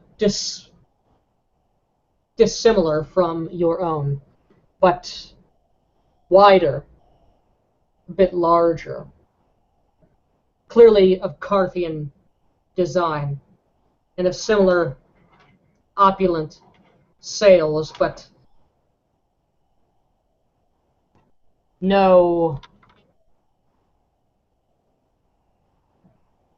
banner of House Rava, of House Yazim, fluttering in the breeze upon the mast. But there are people, porters, sailors, none of whom you recognize, as none of them are yours. So the people carrying the crates and whatnot back to the manor house are yours. But laden heavy, very heavy, with all sorts of things. You can, for a minute, for a moment, as you're standing there, it's almost as if you're transported back home, back in Karth again, as so many of the smells remind you of that, of spices, of salt. You can smell the sort of light fragrance of soaps piled high in crates that are being gathered as well. You see salted foods, lumber, ingots of metal, bolts of cloth,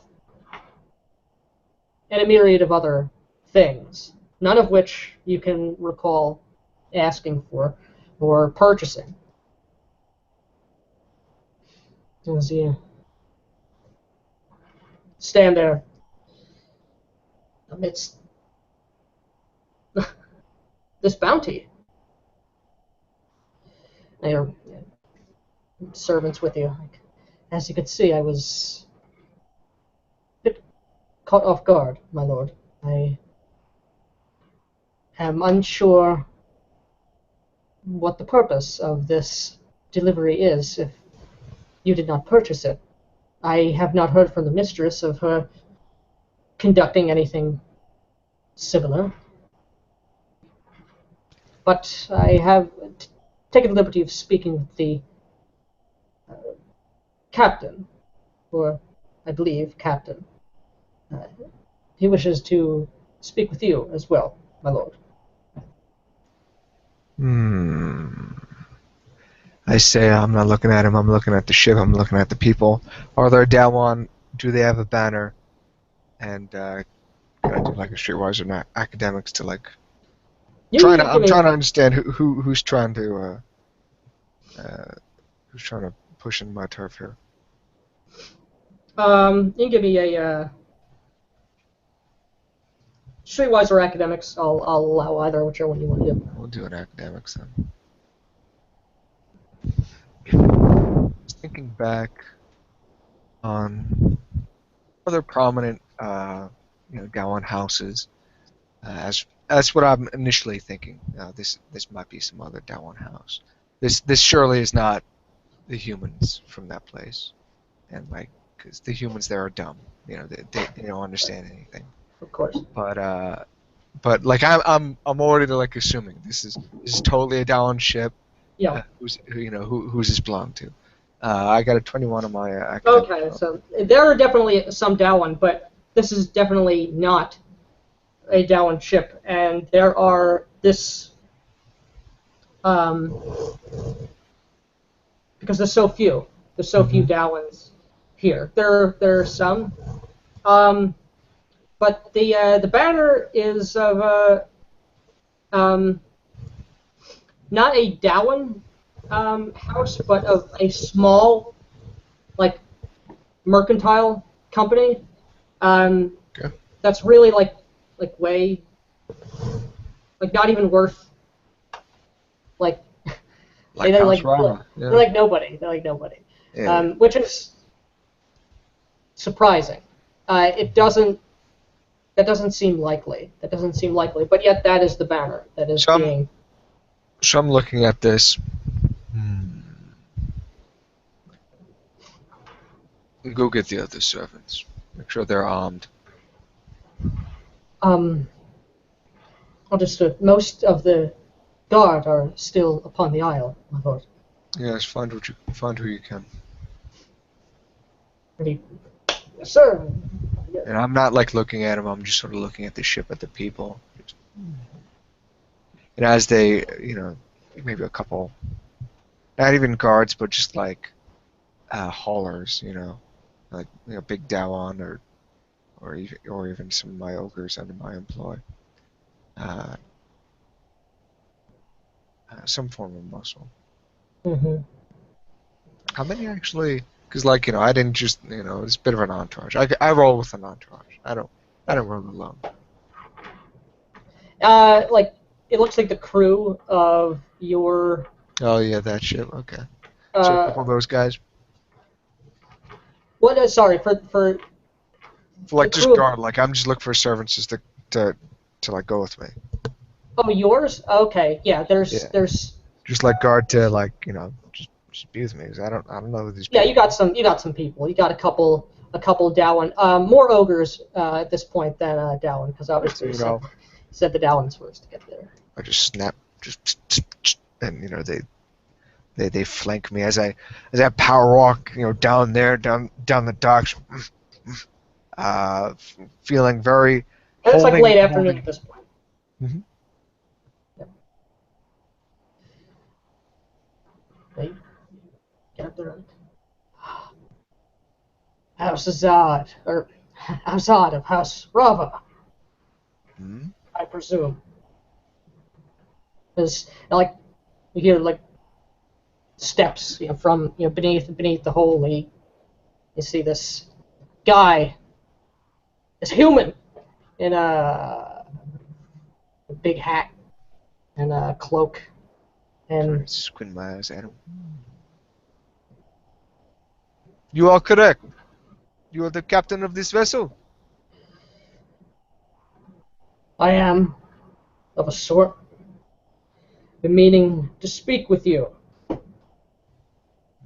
Pleased I don't have to travel very far. Please, come aboard. I think you and I have some things we need to discuss.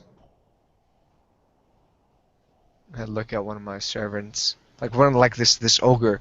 I just look at him for a moment, and I corner my eye, then I look back. But of course, and I make my way up. The wind sort of making my robes bellow behind me as I walk with a self-righteous import. And I'm like holding myself as like I'm the dominant one. Like this weird animalistic, like I'm the one. I'm the dominant predator in this territory, kind of thing. And thinking it's a human, I think they're easily cowed. So I walk up there just trying to put on that sort of imposing aura to myself as I flank with my men, and I go down and meet with this human. He takes you down, and this is as I said, a bigger ship than yours, but clearly it's like a cargo ship, but not so massive. There's still some speed that can. Yeah. I'm really trying to hide the fact that I'm so jealous of this person right now. And he's got a bigger ship, and I'll look at something and I'm like, in my mind, damn it, he's got 2 more steps than I. It takes you into the captain's quarters. quarters. Polished. I don't know, polished really. It takes off a hat. It turns. I want you to give me give me another streetwise check. as this man, as turning back, is clearly of Carthian ethnicity. This human. Would This this be isn't. alignment based?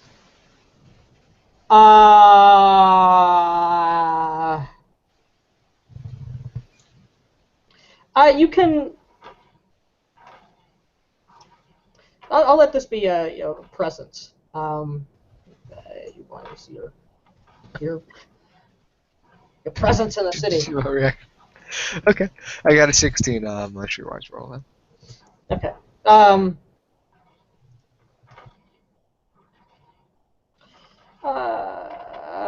Yeah, you don't know this guy. But you clearly. And I like hold myself Carthian. like as if, and I look down at him like, oh, fuck. Like you're a peasant. I don't care. Oh, he's a bigger boat than I, but I have a bigger house. Yes. You know, and I kind of look at him as he takes off his hat, and I'm looking at him, and I'm just burning with envy in my eyes. So, and like I'm looking at his clothing and his little office here. I'm trying to like hide it, with my sort of guile. I'm just trying to act like. But inside, I'm like, oh, here's that edition of that. Oh, where did you get that? I need that. Oh. Precisely, and it is infuriating. He looks to you, nods. He looks out like the porthole, and you can see like the top of the manor house. Seems you've done rather well for yourself here, Azad. It's good to see. It's very It is good not to just see. me, but conjoined houses in this affair. Yes. But still, quite an impressive feat for... How long have you been here now? 14 cycles?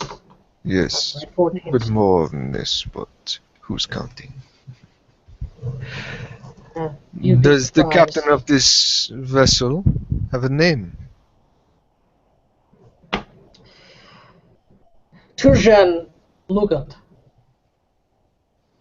I... Like open them all and like, oh, it's a Lugan. Welcome. Yes. Yes. And I suddenly like nod a bit, like, oh, it's a Lugan. Like, and I assume things. I just, Yes. Well, it's recently come to the attention of certain people that you've had such success here. It's interesting that certain individuals were not made aware of a expedition to these lands, but I'm pleased to see you're doing so well. Afraid, however, well, you were of the dirt. He says, like you could, there's like a double meaning to that. yeah.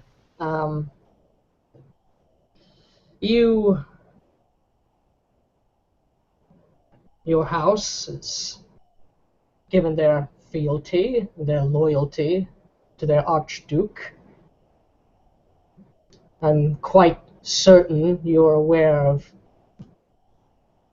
our Lord Archduke Consulo's history with this fetid land. I wonder why a Carthian citizen traveling to these usurped lands was not made known to the Archduke.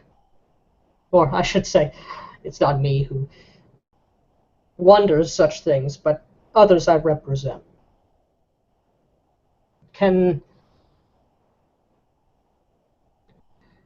Well, it looks a bit strange. Does it? Strange to paranoid minds, perhaps. Rest assured, this is a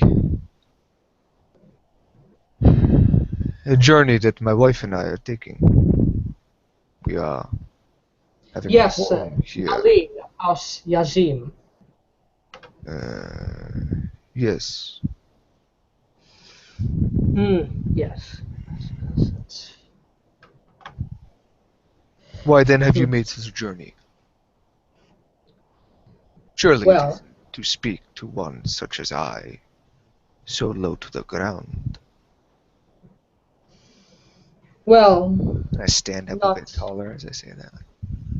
entirely. I'm afraid, well,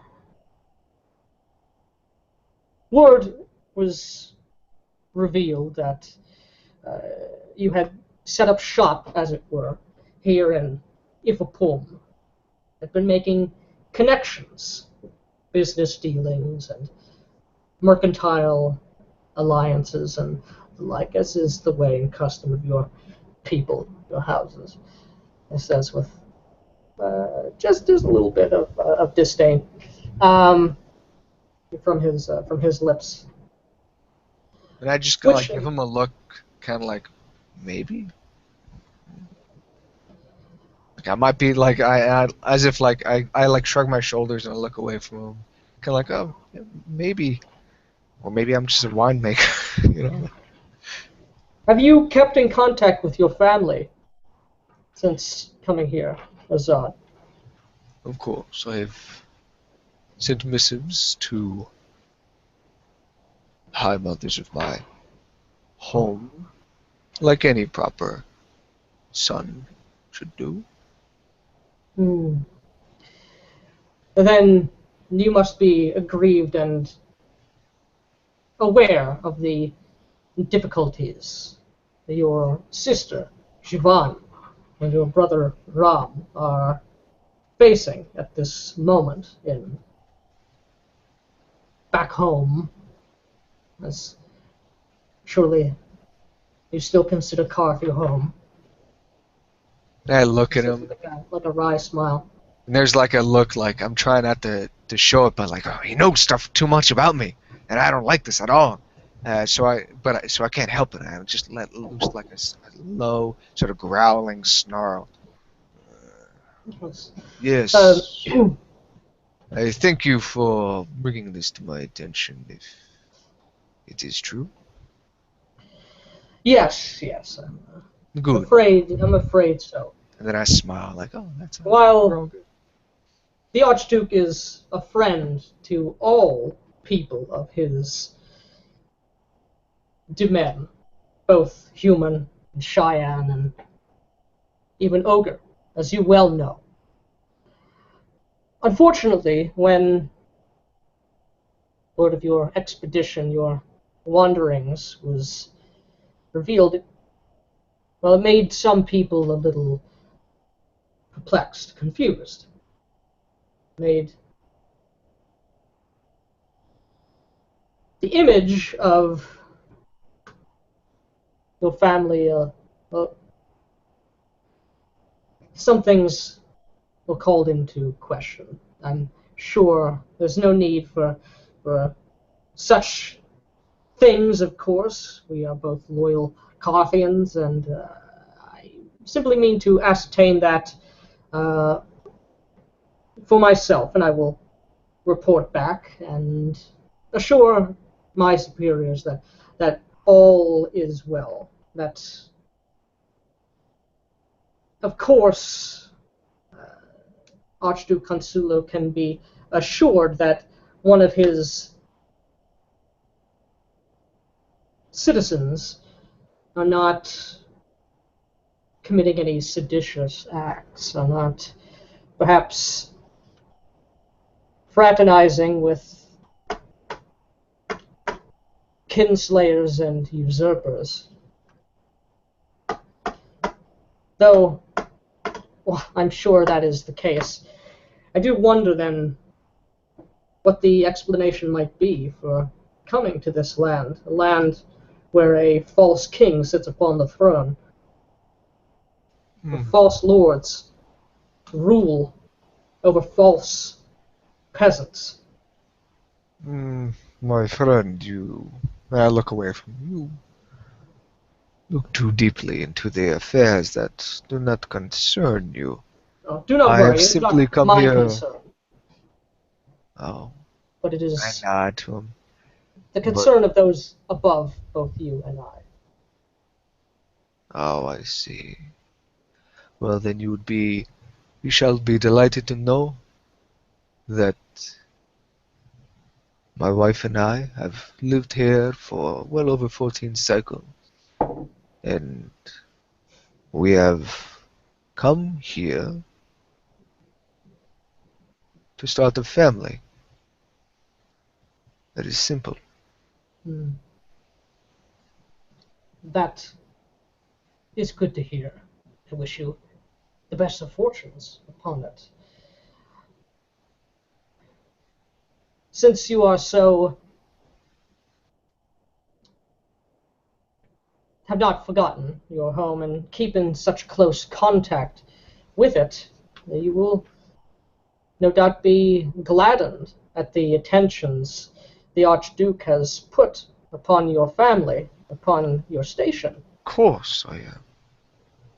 And surely you would be more than willing, joyous even at the opportunity to increase such standing by undertaking certain tasks on behalf of his lordship. It is not every day that someone so close to the dirt such as you or I have an opportunity to prove oneself or to uh, gain the attention of one so high.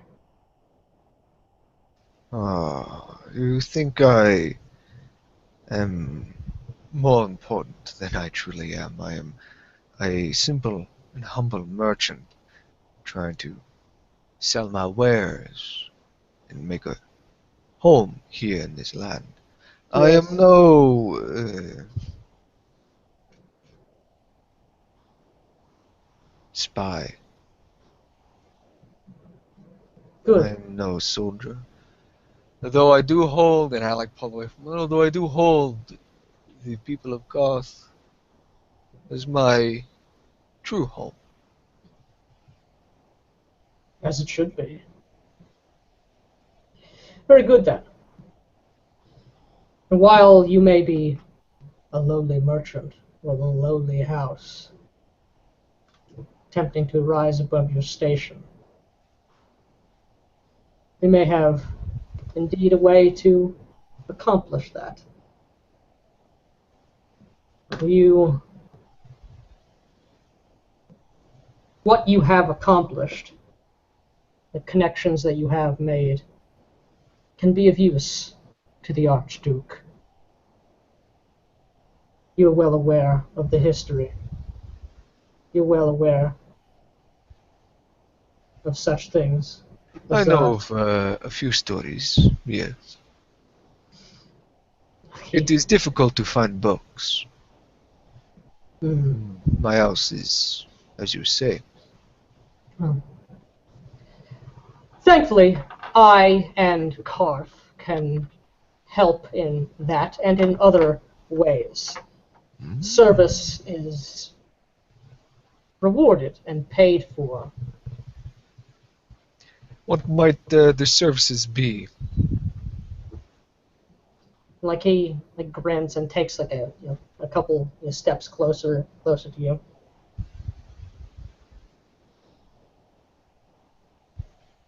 I square my shoulders at him, kind of like when I look down at him a little bit, almost like saying, like, "I'm a tiger, back off."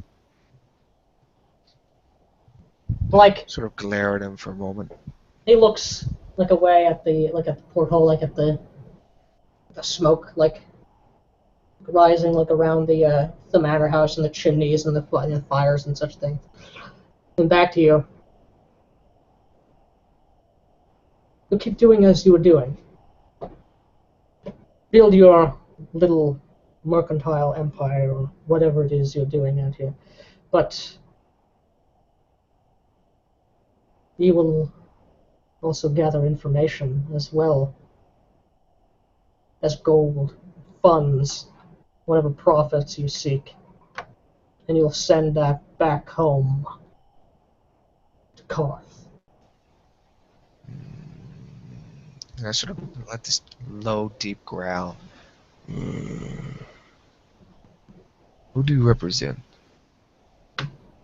So then I pull away something like I'm not serious anymore. I just jokingly. So I may know who I mean. Send such goods to. Like he holds that look. He goes over to like a drawer in the desk and takes out like a bunch of papers. He like slaps them down on the table. Well, he sort of drops. He doesn't like slam casually. And in Helganese, this is a warrant for the arrest of your sibling, stamped by the insignia of Consulo of the Dark District and of Karth. And like I turn and there's like an immediate sort of like my mouth sort of my lips curl up, and I sort of bare my fangs at that as I look down, almost like in startlement and anger. Then I close my mouth and I calm myself down, and I try to focus, and I sort of look down at the paperwork, and like I don't look up at him. I just continue looking down and reading every sort of word very, very carefully. You can give me an academics. Okay.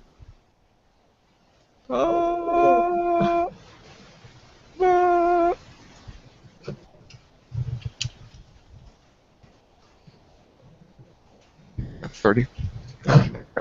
Yeah, so this is it's quite clear. There's like a very minor offense was like a trading offense was certain thing wasn't signed, or some very minor misdemeanor slip up. But this has been played up. Like the book is waiting to be thrown for this, as there's also suspicions of sedition and treason, as there's word of what you're doing here, and there's a member of the household is consorting with the usurper king and such thing. Now, no need for that. This can all go away very easily.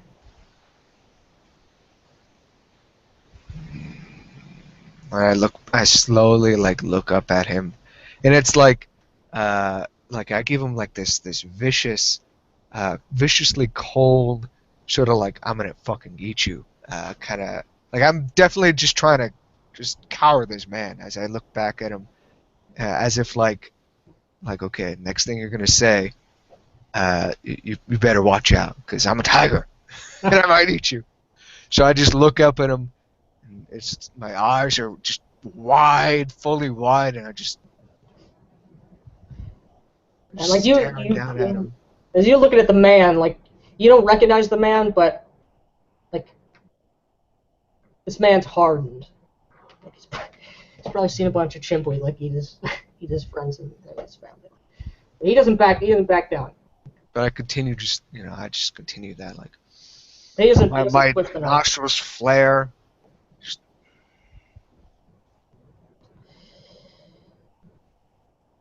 Not only that, but as I said, loyal service is paid for and is rewarded.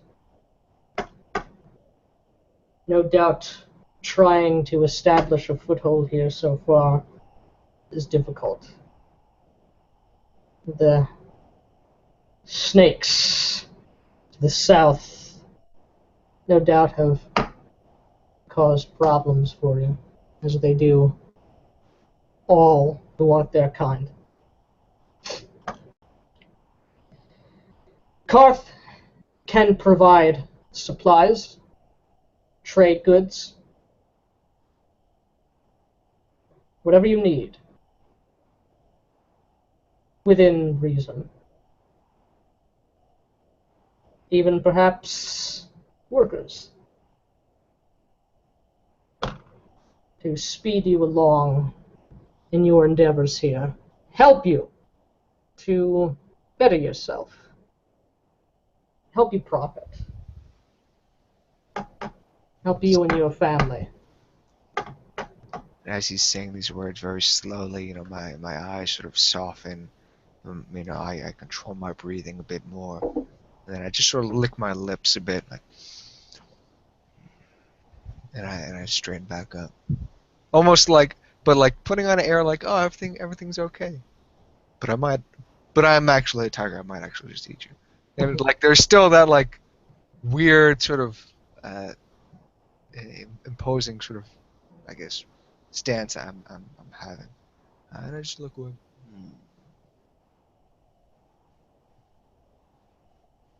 Welcome to Burgergesh. And then I bow to him. And he bows well, and he takes that paperwork back. Now, and he goes over some of the, in brief, like,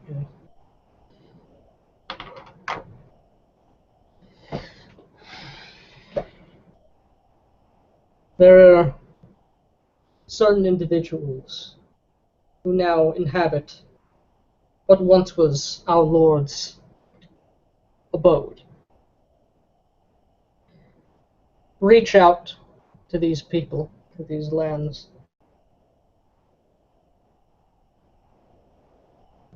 Find what information you can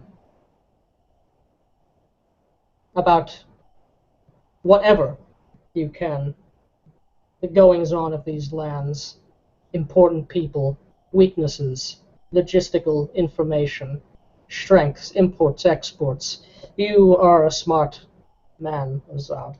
I'm quite certain I need not explain any further what our Lord requests. You will send a report with every shipment that returns back to Karth.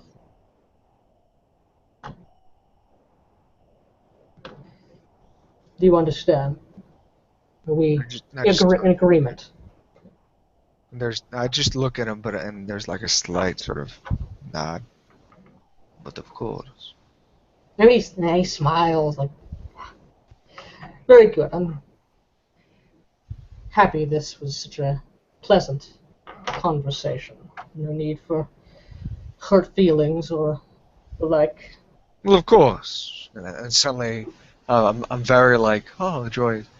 But of course, the Cheyenne people are known for their civility. And I sort of pull my teeth back a bit as I look back down at him.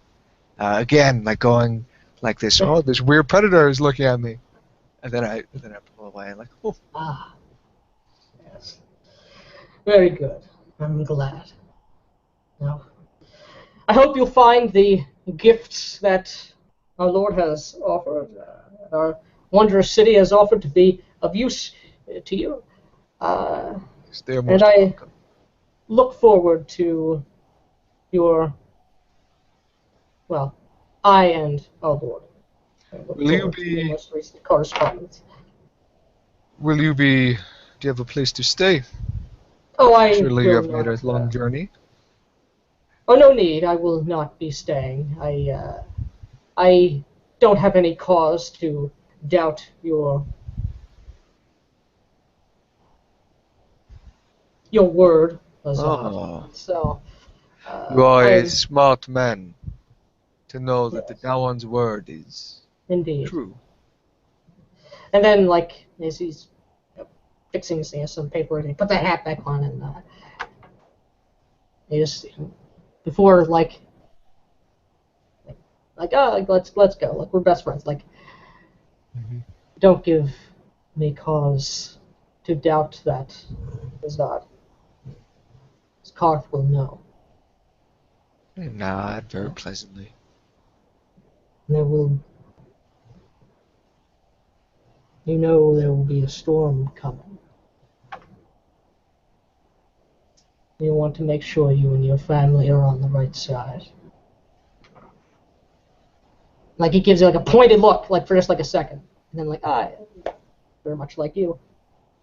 Then I just sort of nod very humbly, as if, I'm just a humble servant, kind of thing. And then I like wait for his sort of body language cue, and then I quietly leave after having my audience. And also, like, I'm looking for that body cue to immediately just turn my tail sort of moves angrily back and forth as I leave, as an agitated cat would have its tail wag. Yeah. That's perhaps insulting. Like he leaves first, as if like I know you can't touch me. Like he's willing to turn his back. I know you're not going to do shit. And with that, as you both leave the ship, walk down the gangway back to the shore, we will go to soliloquies.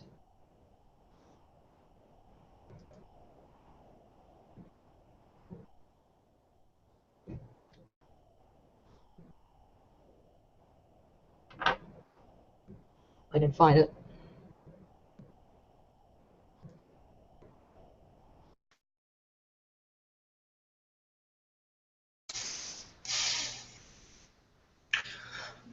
You go out there. You pile the logs high. You get the peat.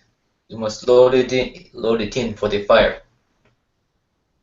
You know what you are supposed to do. This is the way that we have done this every chain for cycles now. You go on, do this. So as I'm, micromanaging people as they prepare to have the great bonfire, the great fire of storytelling, this is the fire of song, I head back inside. What? I do not know what it is that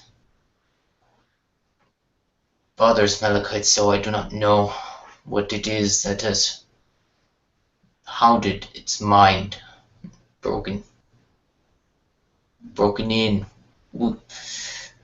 bored in, and tempted to give him some sort of revelation, some sort of guidance.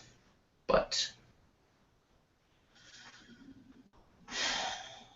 it is the sort of thing that can be used to give him true guidance if we are careful, if we are ready.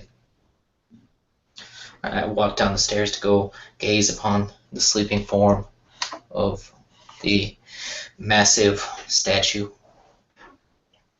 gazing at it with my aura reading, just trying to bask in the emotions of this tormented statue, this tormented creature, and just trying to do my best to understand what it is that it needs. We can guide it. We can teach it. It is not one for weaving. It is not one for nets and laws, but it wishes for fire. It sees the fire. The fire burns within its heart. We can show the kiln. We can show it how to use that fire to keep it strong, not to overwhelm it, but to harden it, to perfect it, that it can take all that this world will throw against it. Yes, we shall teach it to work the clay, to make the bricks, to build the pots, to wield the might, the flame of the web spinner, to give it the stability it needs, to give it the protection it needs before it goes out and follows this thing that has seeped into its mind. I hope it is Helena, but I am not sure. I do not know.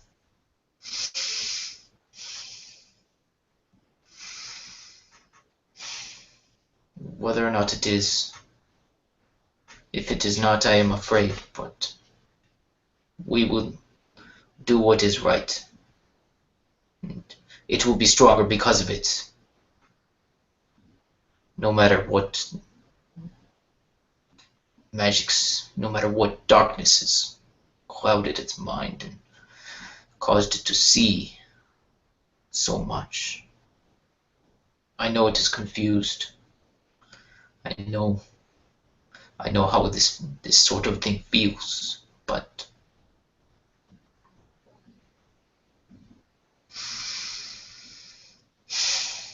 it has someone now. It has someone to guide it. I only hope that I can do the right thing.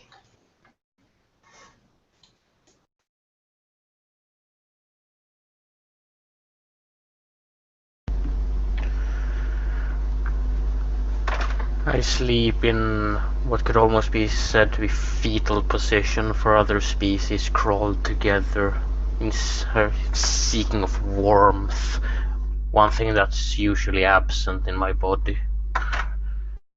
And those visions play in front of my eyes again and again and again. This three-headed mythical demigod of Anaron.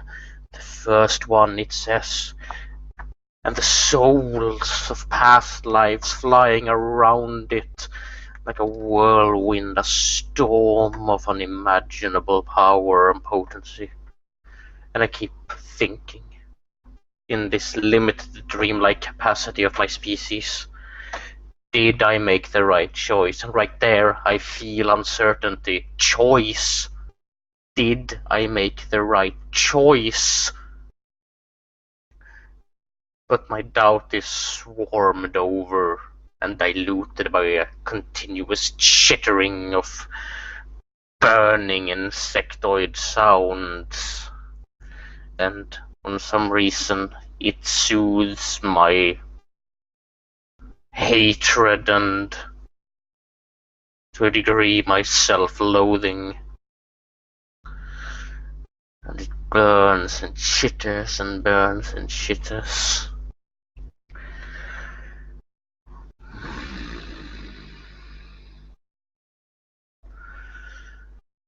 'Tis the burning path of the ancestor I shall walk.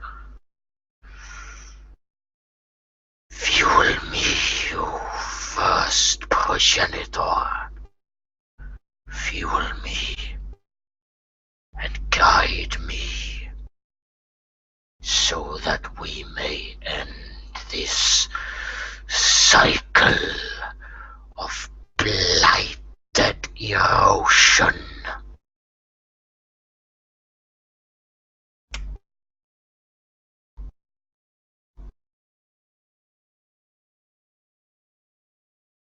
So there we see Azad leaving the docks, walking down the ramp, leaving the ship, leaving the docks entirely, going into his carriage, and going inside the carriage there. Just the tapping, the sharp nails of a tiger-like man's hands tapping against the wood of the interior. These humans will find anything they can to get over on others. I knew the moment we saw them. As a child, you knew You knew, and you told me, and it was the truth. Yelani, my mother, highest of the three. This is... must not be! And I let out this loud growling sound. These damned claymen, they think they could take the smallest bit on me, on my family, on my house. Do they not know that the island that they are on would not be there if it wasn't for the Shine, if it wasn't for Shai herself?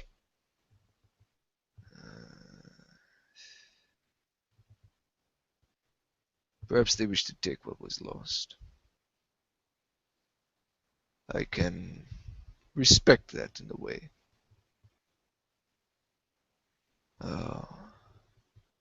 Wishes to give me aid.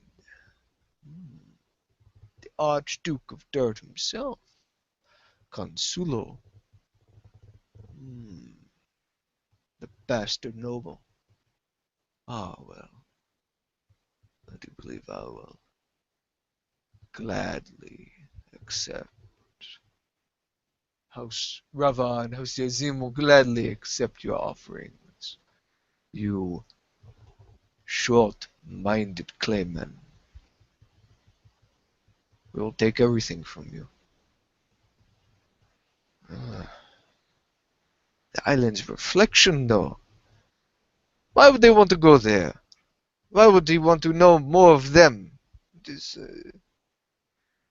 little children-sized people, the sprites, the typhons. What is the no? I will have to make sure the information I give to these men is satisfying for their appetites. Yes. I must satisfy their needs until I don't need them anymore. Yes. They wish to take from me my own family. These men, these claymen, they know too much. They know too much. A man that proclaims to rule over the dirt outside the city has the audacity to claim that he has rulership beyond the body of Leviathan into these lands. To come so far into blackmail me? To urge me to spy for them?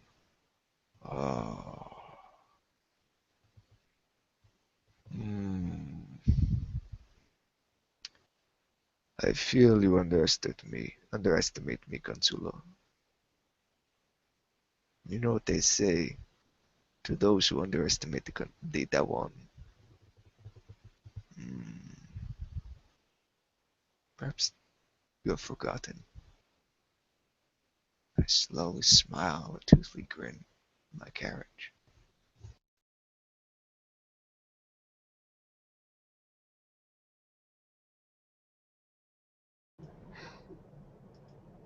Thank you very much for watching. I'll see you next time.